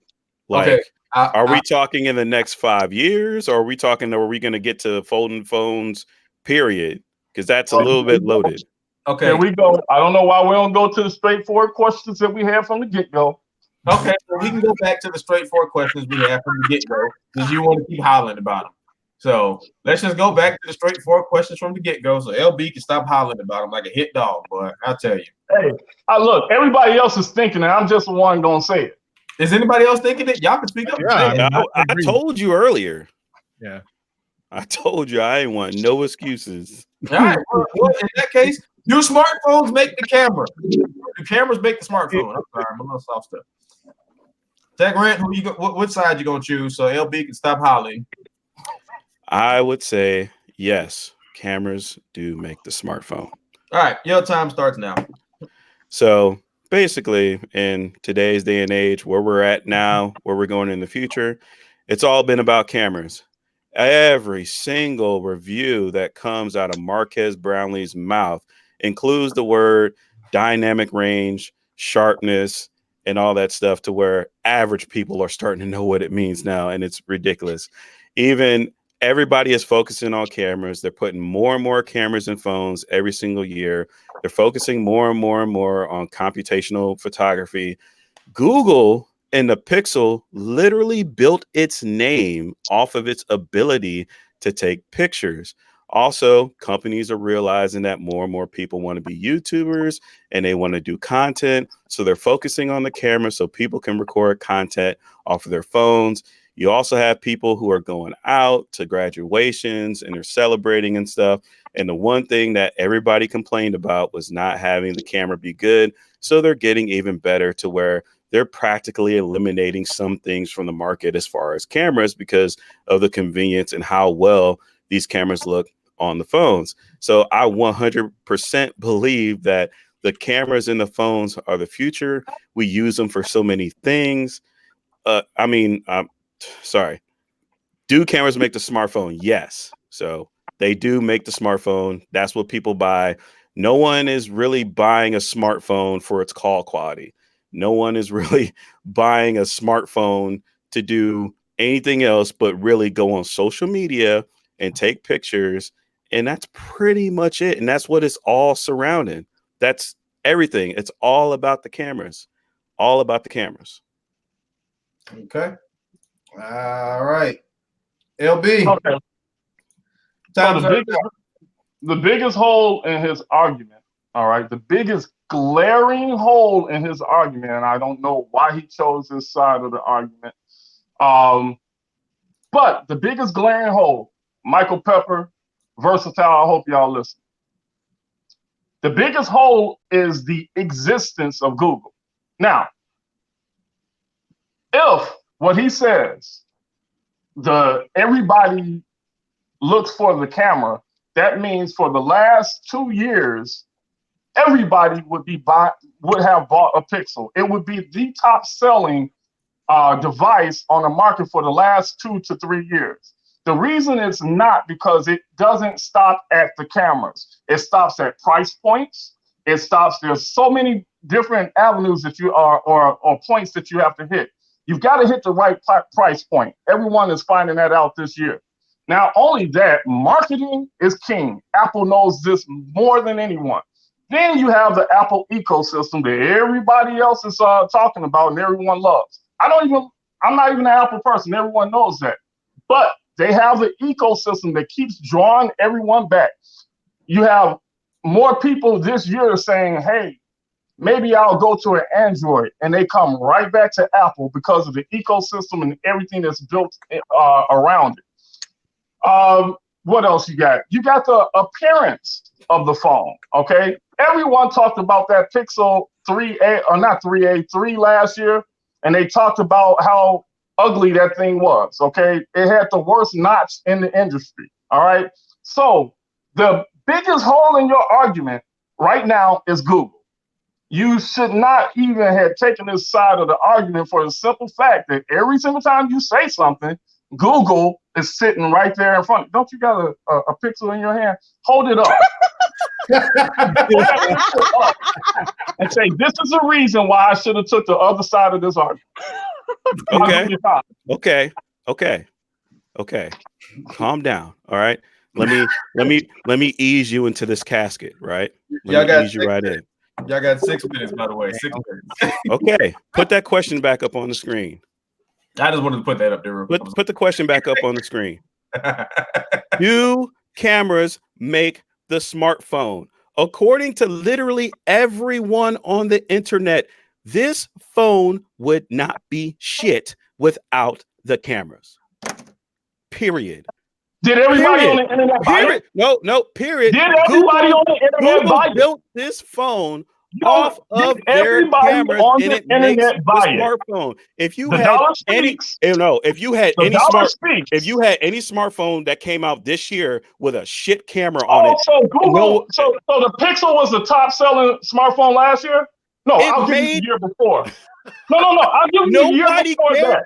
No, we are not talking about sales. We're talking about how are you not talking about sales? If the cameras are all of that, the consumers will buy that. So people it's buy the most phones. important thing. People buy phones based off of sales numbers. People buy phones based off of sales numbers. People buy. No. Do people buy phones based off of sales numbers? No, according to you, they buy it. You cannot use it as your argument. The question says, do cameras make the smartphone? I am making an argument that the camera on this Pixel makes this phone. Okay, it makes it for a lot of phones. Okay, I'll leave Google alone. If that's the case, I'll give you one Android that is probably the most versatile camera out there. LG. Oops, we're not going to mention them. They're almost pulling the HTC, and they have stellar cameras. Yes, because everybody else's camera is so goddamn good on their phones. If LG had the best camera and marketing to add to that, then that'd be one thing. But you got all these companies out here who are selling you on cameras. Cameras. Who had the best camera for the last 3 years? What's that? Who had the best camera for the last 3 years? That's subjective. That is subjective, unless you want to go by DxO mark and don't nobody trust their ass. Okay, all right. So the majority of the market, the existence of Gcam, every Android out there, someone wants to put Gcam on it because everybody wants those Google cameras, but they sure didn't want the phone. And computational algorithms goes into the camera, which makes the fucking phone. Okay. We're not. You didn't say hardware or software. We're talking about cameras. Gcam made the OnePlus better. Gcam made just about every Android out there better. It's still the fucking camera. Where are we going with this? You said Gcam, which is related to what? What does Gcam do? What? No. How many phones did Google sell? What does Gcam do? How many phones did Google sell? What does Gcam I tell you what they did sell. They sold the device that had the right price point. What? Price point matters. What is the purpose of Gcam on a smartphone? To do what? Make a better camera. I rest my case. But I rest my But case. price point matters. Price point matters. The I Pixel rest my 3A case. was too high. It didn't sell. It was ugly. It didn't sell. The camera didn't save that from the grave. You stuck on sales, and we talking about cameras. Because sales proves what consumers buy. If the camera made the phone, the consumer would buy. So wouldn't it be fair to say if you had a bomb ass camera, you would get some really good sales? You said what? So you're saying if you got a bomb ass camera, you should get some really good sales. No, babe. you're saying that because you said the camera made the phone. You're the one bringing in sales. I never said shit about sales. You brought up sales. Right. About the camera and the phone and what it made it. Right, because the camera is what you said sells the phone. No. You said it makes the phone. It makes the smartphone. It makes the phone. It makes the phone. It absolutely does. But you are the one who brought up sales. But if that's the case, the Pixel would be the best-selling smartphone because that camera was everyone's favorite.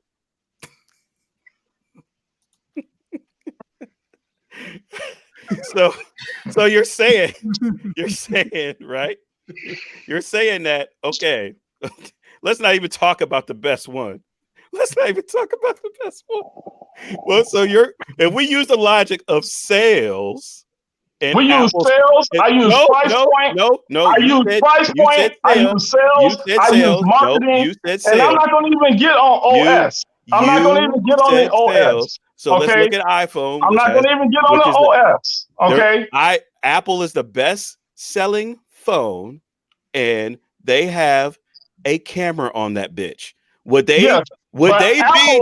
Would Apple has the best-selling phone for numerous reasons. Apple has the best-selling phone because of hardware. They have the best-selling phone because of iOS, iMessage, marketing. That's why they have the best-selling phone. It doesn't stop at camera. Answer me this one question.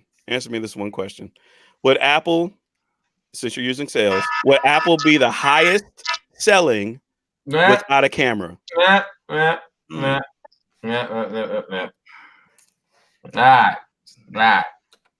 Ooh, Lord. And Adrian, what you got? So, wait, I could just say a name. I can't say anything else right now, right? Yep. Trenton. All right. Tanner, Ray Leonard. Got to go with T.I. on this one. Travis, no pressure. Trenton. We have a 3 knockdown rule, just out of curiosity. Boxing does, by the way. I just want.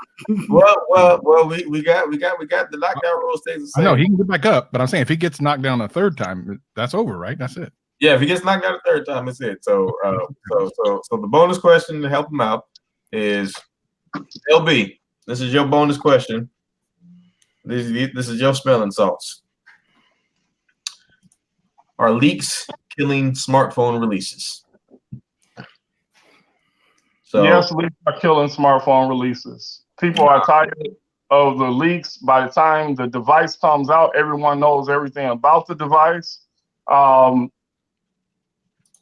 It's like it's a big to-do. It's hard for anyone to walk across stage and impress anything because everyone knows everything about the device.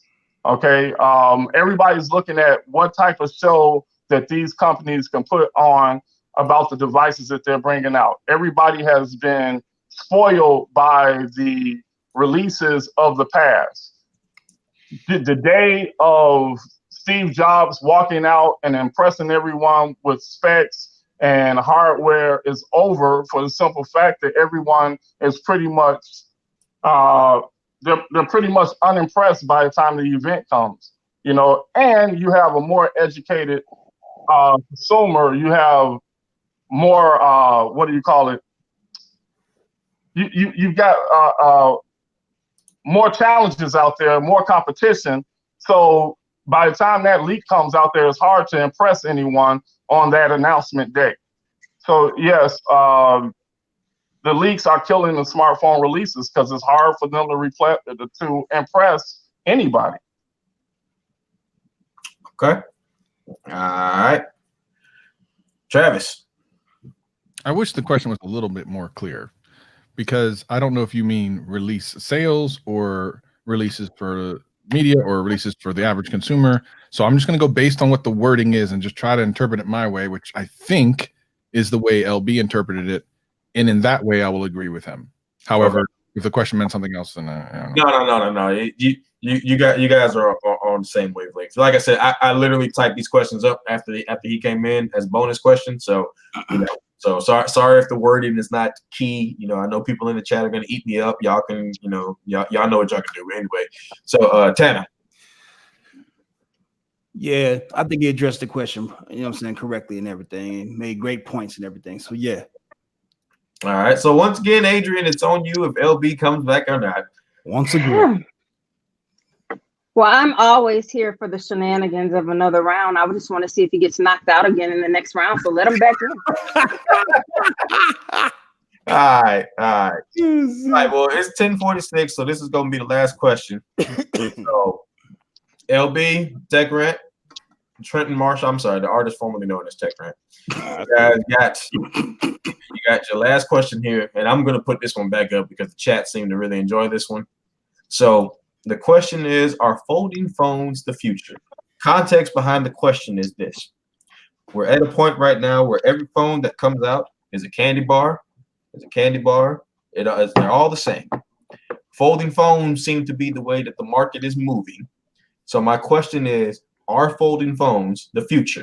As in 5 years, in 2 years, 3 years, whatever, in the future of smartphones, are we going to all have a folding phone?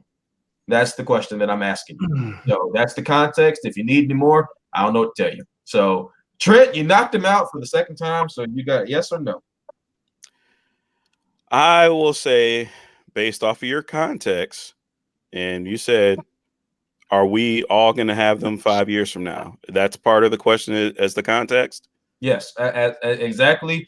This one is almost exactly as it's written. Are folding phones the future? As in 5 years, when my 10S Max is obsolete, will I be upgrading to an iPhone folding phone? I will say no. Okay, 5 minutes, go. The technology isn't there yet. Okay, it's not there. It's not even. It's not even close as far as folding phones are concerned. As far as technology, durability, all that, we're not close. 2, the price. The price is still going to be high because they haven't figured it out, and they're not going to figure it out in the next 5 years. They're not even close. It's not going to be the future. And also, people are reluctant to change. They're completely reluctant. They're completely reluctant to change, especially for something that's not even proven. And everybody's already disproving it right now. Everybody's already mocking all of these folding phones and looking at them for what they are, which really isn't much to really say. So honestly, I can't say that I see a future in them at all. There's nothing to prove otherwise that they are going to be the future. If anything, they'll be a novelty, but everyone's not going to have folding phones in their pockets 5 years from now. All right. If you're going to close it off there, you're leaving 3 minutes and 30 seconds on the clock. LB, what you got? Oh boy.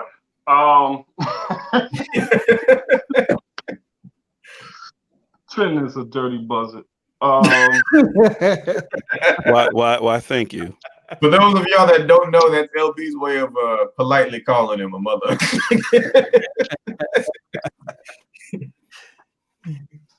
All right. Are folding phones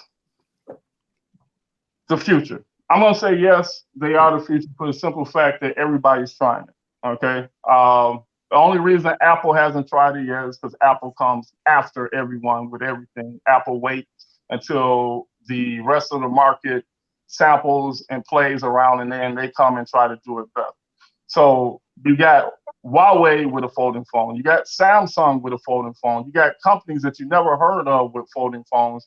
Then you got Microsoft reintroducing themselves into the market with a folding phone. You had ZTE, where half of the smaller creator community flipped out about, okay, because of the abilities or the capabilities that they can do on that Exxon M. All right. The main complaint about that Exxon M at the time was pricing. Now that the pricing had came down, all right, everyone's loving it. The LG V50, I've heard several creators say that they want to get their hands on that device. I've heard El Jefe from El Jefe Reviews say how much he enjoys that device. More people are upset because that device wasn't released in the US. Trenton said that they're not going to get the technology down. I think Trenton was just happened to be looking at the Fold, but the Fold is not the only folding phone on the market. I have not heard anyone as of late. The majority of those that have received the Fold currently at its current state have been sympathetic to the phone. No, it isn't where they expected it to be, that they wanted to be, but they've been sympathetic to the phone after spending $2,000 on it. Okay. And we all know technology evolves in like 3 months periods. Okay. So for him to say that it's not going to be advanced, all right, that and within 5 years, that's kind of crazy. Everybody's trying it. Microsoft just did another release. Not only a folding phone, another folding tablet. Everybody wants to try to get into that market. We've seen patents from Apple. Apple put patents out for a folding phone because they're thinking about it. And they're only thinking about it is because they see something in the future. All right. Now, whether a person agrees with it or not, the question is, are they in the future? I don't agree with the headphone jack being missing. But guess what? That is the future. All right. So the folding phones, I would say, will be a part of the future. Okay. All right. So that's going to leave you guys with about 5 minutes total. So time starts. All right. Well, once again, talking about the context, will everybody have a folding phone in their pocket in the next 5 years? No. Second part, they're trying, as you would say, they're trying this technology out. And okay, we're on year one. How long did it take for Samsung to sit there and manufacture a Samsung Galaxy Fold? And that's basically at the top of the market. There's no one else coming out with a folding phone that's going to be available to regular consumers. Just like you brought up the point earlier, like we talked about laptops and phones and people who are price locked and stuff like that. The Microsoft phone isn't going to be available to consumers. They're just selling that to a select number of people. I'm talking about price. I'm talking about price. This is you don't even know the price of the Microsoft phone. Okay, you don't know. Okay, so you're saying you're basically saying you're assuming that it's going to be cheap for everybody to afford. No, but I'm saying that the technology is too expensive. Said that they're going to introduce this device to the market. I'm saying the technology is too expensive. They're not going to get it out fast enough. No one is going to sit there and do what Samsung did, which is basically kind of fall on their face and fail. They are not going to rush out folding phones in the next 5 years unless it's a 100% sure thing about reliability. Samsung still has stuff to fix on their phone. And I'm using them as Samsung released a total different technology. They released a folding phone with one screen. Folding phone. Microsoft is doing it different. Exxon did it different. LG just introduced something different. See, you're going on the basis of a folding phone being the same as the Fold. Okay, but a folding phone does not have to be the same as the Fold. Now that you have LG looking at it, they tried it. People are wondering how to get it. You got Exxon M. Once the price point was correct, you had everybody buying it. All right. And now Microsoft, after all of this, $1 trillion company like Microsoft decided to get into the phone market, back into it, with not just a phone, but a folding phone.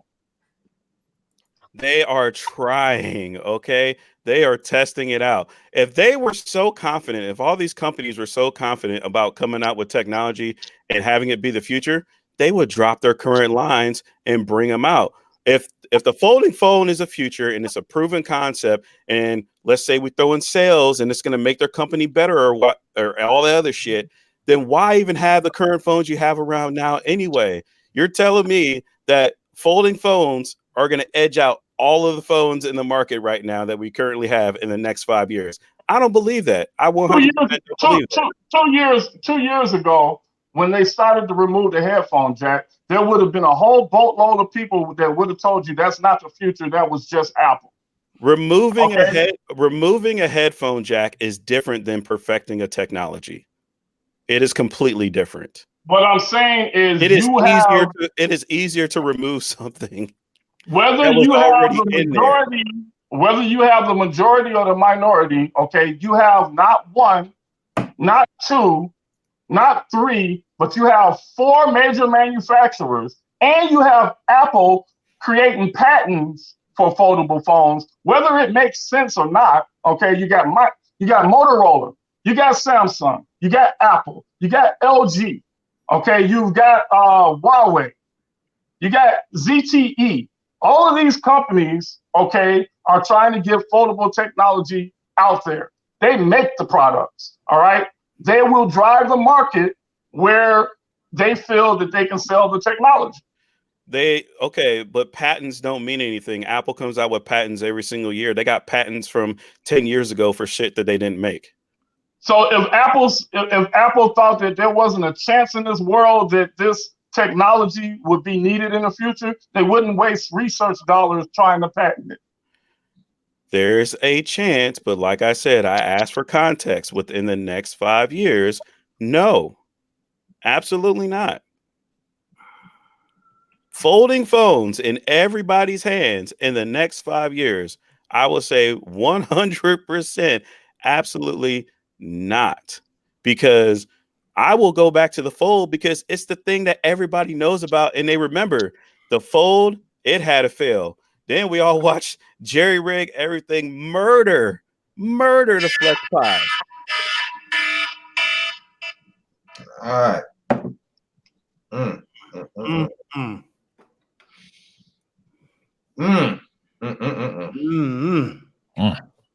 Adrian, I'm gonna start with you.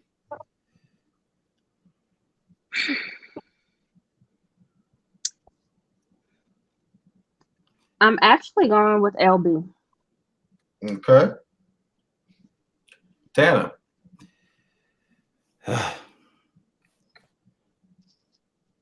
Okay. I'm right with LB on that one too. Travis. He was relevant. LB. Damn nut. All right. So, Trent, that's a knockout. So LB done got up twice and knocked your ass out. So here's what we gonna do. As of right now, going off of that, the score is tied. So if he gets up, what happens? Wait, we're talking about tied about knockdowns or rounds? Tied by rounds based off of that. Oh, okay. So I'm gonna throw this question up here. So I'm gonna go back to one of the questions that was asked earlier, and this is gonna be your knockout question. Should import devices be available in the United States? I'm talking about Huawei, Xiaomi, Oppo, all these brands that people have to spend top dollar for to get off of eBay. Should they be available in a T-Mobile, AT&T, Verizon, or Sprint carrier store? When's the timer start? Whenever you're ready. All right, let's go. All right, go ahead. Yes, they should be available because due to the demand of people wanting imports and basically everybody going on Amazon to buy them, I have no idea why carriers aren't jumping in on this. Well, actually, I do have an idea, and it's called the government. And pretty much, if you're a company and you pay enough money, you can get a politician to block a phone and have it not be available here. But for the consumer, absolutely bring Xiaomi and all these other companies over here. They are dominating around the world in their own markets, and they should come over here to the U.S. market and give consumers more options, because honestly, the only thing that people really know is maybe Google, a little bit of LG, but it's Apple and Samsung, and I'm tired of Apple and Samsung every single year. I want to see a new player in the game. Even Huawei was a threat to the technology over here, and we saw that somebody had to step in to basically ban them out because, hey, they were coming for that spot. They were going up, and people were praising them. I still yet have not seen any negative information on Xiaomi or why they should not be sold here anyway. And plus, all of the phones, 99% of the phones in the US are made over there anyway. So I don't get it. I don't get it. So I'll leave it at that. All right. So judges, we'll start with Adrian. What you got? Yes. Bring him back in. Yes. All right. Tanner, what you got? Yes. All right. Travis, what you got? Barely, but yes. Okay. All right. So is it another draw? Because that'd be hilarious. well, it technically is a draw. I love it. So, God, congratulations, you're not getting buried tonight, damn it.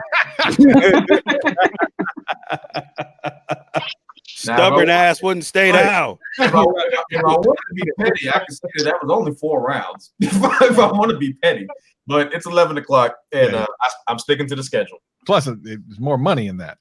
So if you lost today. Who wants to? How the hell we draw twice? I know. Well, I just want to say this, LB. One of those rounds, you literally won, and then you talked yourself out of it. Yeah, exactly. You talked yourself out of a win. Yep. Oh, that's 100% right. And then he had me cracking, and I didn't listen to the rest of it. I just heard. I was laughing. I literally what are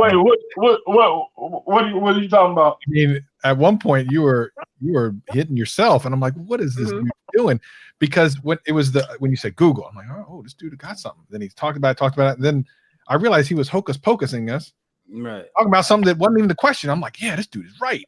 And then he started talking about like #1 sales. I'm like, wait, yeah, that's right. And Trent's like, it ain't nothing to do with sales. I'm like, damn, he's right. It ain't got nothing to do with sales. It was good, man. The minute he starts saying sales, I just ratcheted it up. Every petty camera comment I could come up with. Good. I was like, man, I'm going for the jugular with this one. That was good. Then my crooked manager started putting up the chat comments, which shouldn't have been put up. You can't do that, man. Yeah, I like it as a draw, though. I think it makes it more interesting. Mm-hmm. Well, no, I think what this does is this just sets it up for the ultimate pixel rematch. Man, so the third time. All right, Look, I'm gonna say this right now. If any of y'all are in here in the chat and y'all ain't subscribed to fucking Tech King Mike, after me and LB then laid ourselves out here, we lay it out here. God damn it, swinging for the fences for that I+. I better see 100 people in that damn stream next week. Right, exactly. Well, I'm gonna let LB close the store up, and I'm gonna let Trent do. I don't know if Eric really can't do a funeral for nobody because nobody. Eric already done a funeral. We don't need his services twice. He is on retainer for next week for whoever gets buried. That's right, bro. Eric is backstage, but Eric, we good till next week because there was a draw. So, and Trent. I'm not Travis. Yeah, that first round was questionable. I got a feeling I want an investigation. Oh, God damn, LB, fuck. So here's the thing. Even if boy. First of all, even let's say, for example, I did give it to you, he still would have had a chance to come back. He probably still would have come back. But I'd have to go back to the question. You still won the round. But the reason that I let LB win that round is because the question was, can smartphones replace a laptop? I actually agreed with everything what Trenton said, but Trenton went more along the lines of laptops being more efficient for the task. The question was, can they replace a laptop? And LB actually answered that. I agree. So that's why you got that, LB. I totally agree with that, except for the fact that LB brought up all that stuff that Tech rant came back and like if LB had just stuck to that the entire time and didn't make it a basis of any part of his debate, then I would totally agree with you. But he made it part of a basis of his debate, even if wrongly so. Like sometimes he picks the wrong side of the question, like he did earlier tonight. He does do that. That was the basis of his debate. LB, stop using the word sales and price. Okay, you keep fucking your own self up with those two words. I'm look. That's the main part that I see. Y'all gotta realize I'm gonna tell you. Everything is numbers and dollars. If it don't make money, it don't make sense to me. LB, for all the crookedness you can say of me, I'm gonna be a manager and tell you to stop. Because we're not going to give LB pointers on what he needs to do while no, because I want that fight to be competitive. Okay, I'm on the market. I'm on the market for a new manager. Somebody. Well, I mean, LB, I would try to manage you, but you don't know when to stop talking. Like you had a win and you let it go. That's true. If he had had a win and you let it go. He should have filibustered, be like, look, I don't know what you're talking about. Cookies.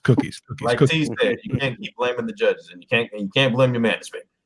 Hey, look. You know, I'm just here to entertain the people. So yeah, I mean, that ended up being a great fight. Like he get knocked down twice and then knocked him out in the last round. Listen, that's a fight.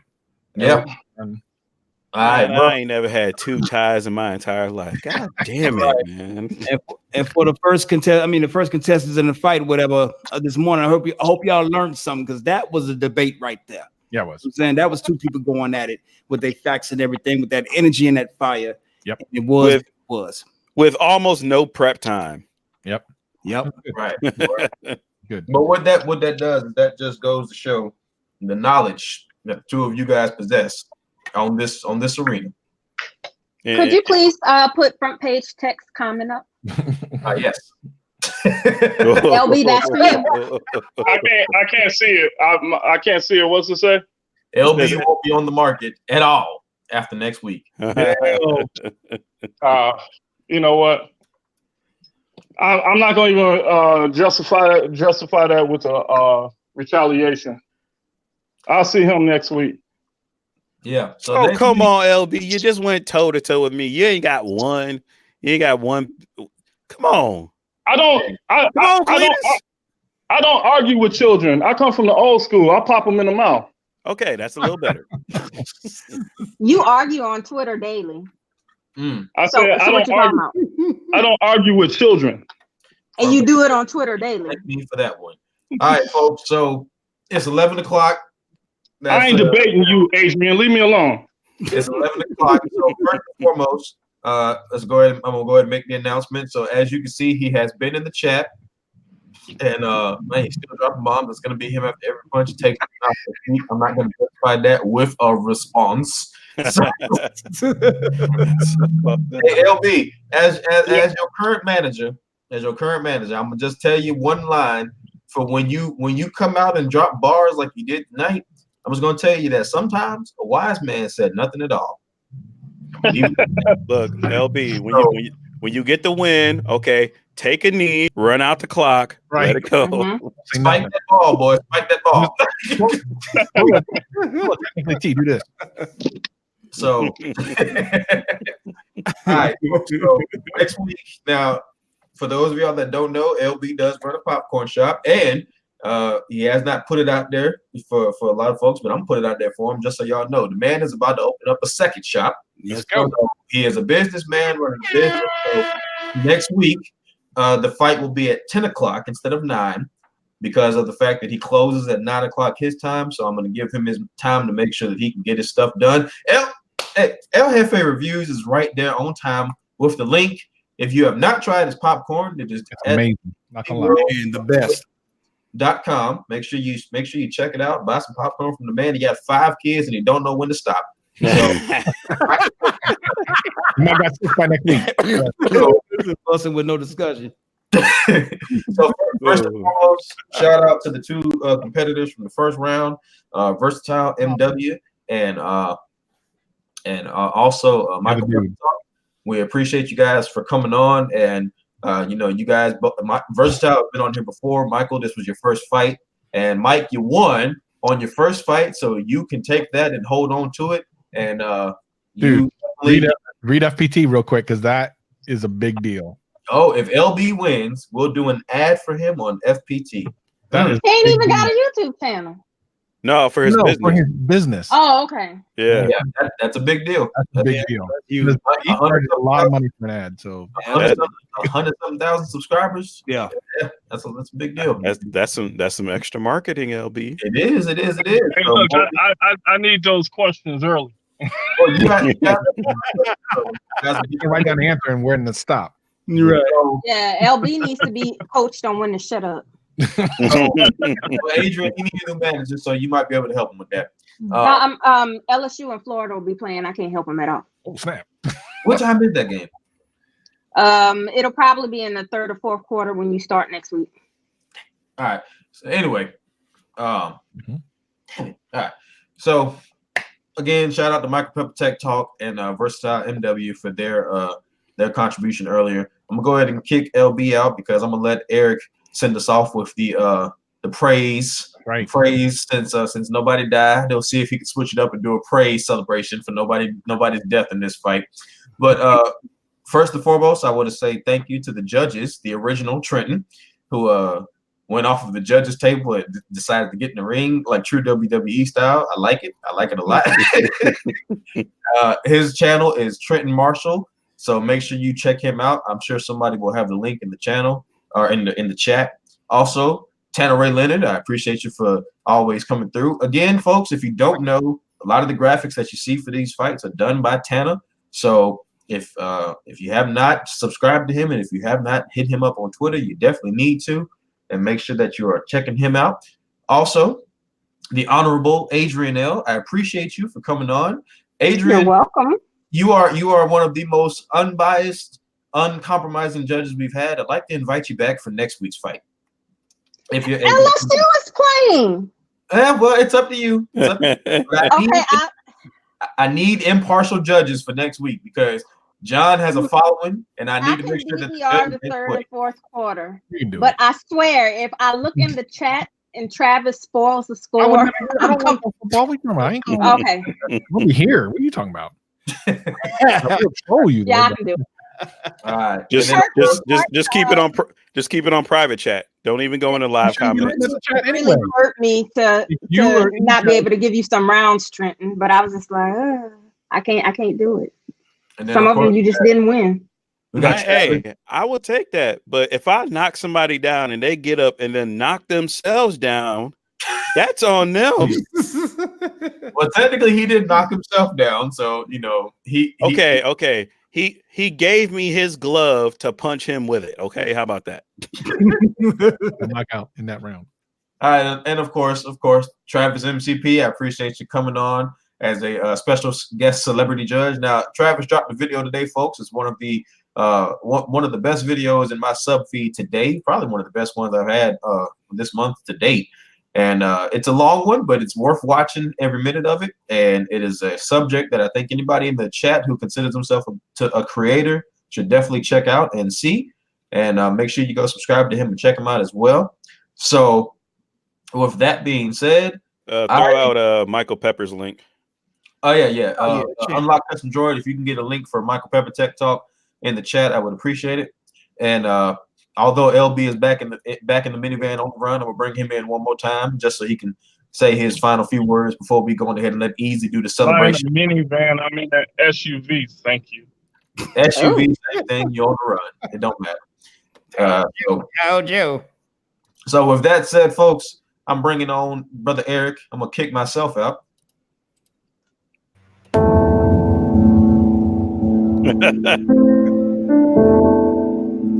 Well, another episode of the fight came to a draw. Next week is going to be epic.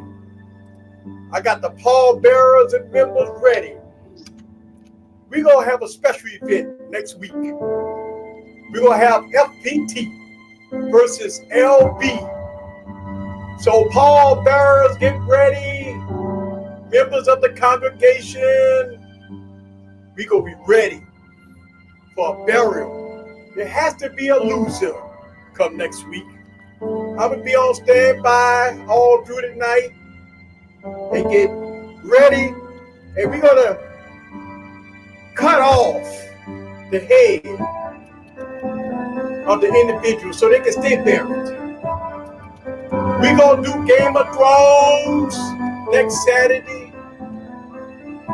The loser not only gonna get buried, but off with your head. So I want to say thank you to all that follows this YouTube channel. Make sure you subscribe. Make sure you share everything that we do here in this community. We enjoy doing this type of stuff. My name is Eric. I'm the tech preacher. So thank you very much for allowing me to give my eulogy, as I always do for these funerals. Thank you very much. Dope. Man. That's my dude. All right, folks. Again, I appreciate every single person for watching tonight. I appreciate the judges, the fighters.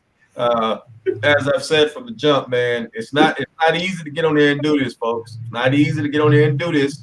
And unless you're a straight shooter like Adrian, unless you're a straight shooter like Tanner, a straight shooter like Trent and Travis, it's not even easy to be a judge, folks. So just keep that in mind. You could, it's just like any event. What is Easy doing right now? Hey, Easy is a national treasure right now. Keep it Right? Hey, we need, if you are not subscribed to Eric from Easy Computer Solutions, please go subscribe to him. I need somebody to put his channel in the chat right now. So y'all can subscribe to him. If this ain't fucking entertainment gold. So before I take off, two more things. Number one, of course, with the Tech Preacher here, if you have not, make sure you check out Wired Wednesday every Wednesday from 9 p.m. Eastern to 11 o'clock. That is 8 to 10 Central. Y'all know how to do the time zone. And non-shameless plug, because I support my peoples, Tech Rant, Trenton, and Adrian have a stream coming October 15th. So make sure you stay tuned for more information on that. Make sure you're following both of them on Twitter so you can get all the information you need. And with that being said, folks, I'm going to go ahead and end the broadcast tonight. Thank you very much for watching. I hope you guys enjoyed yourself. I hope you learned something. And we will see you guys next Saturday for probably what is the biggest event of Saturday Night Tech Fights yet. 10 p.m. Eastern, Front Page Tech's John Prosser versus LeBarron Burton of Popcorn World. The topic will be announced on Monday. Everybody have a good night. Night. Good night.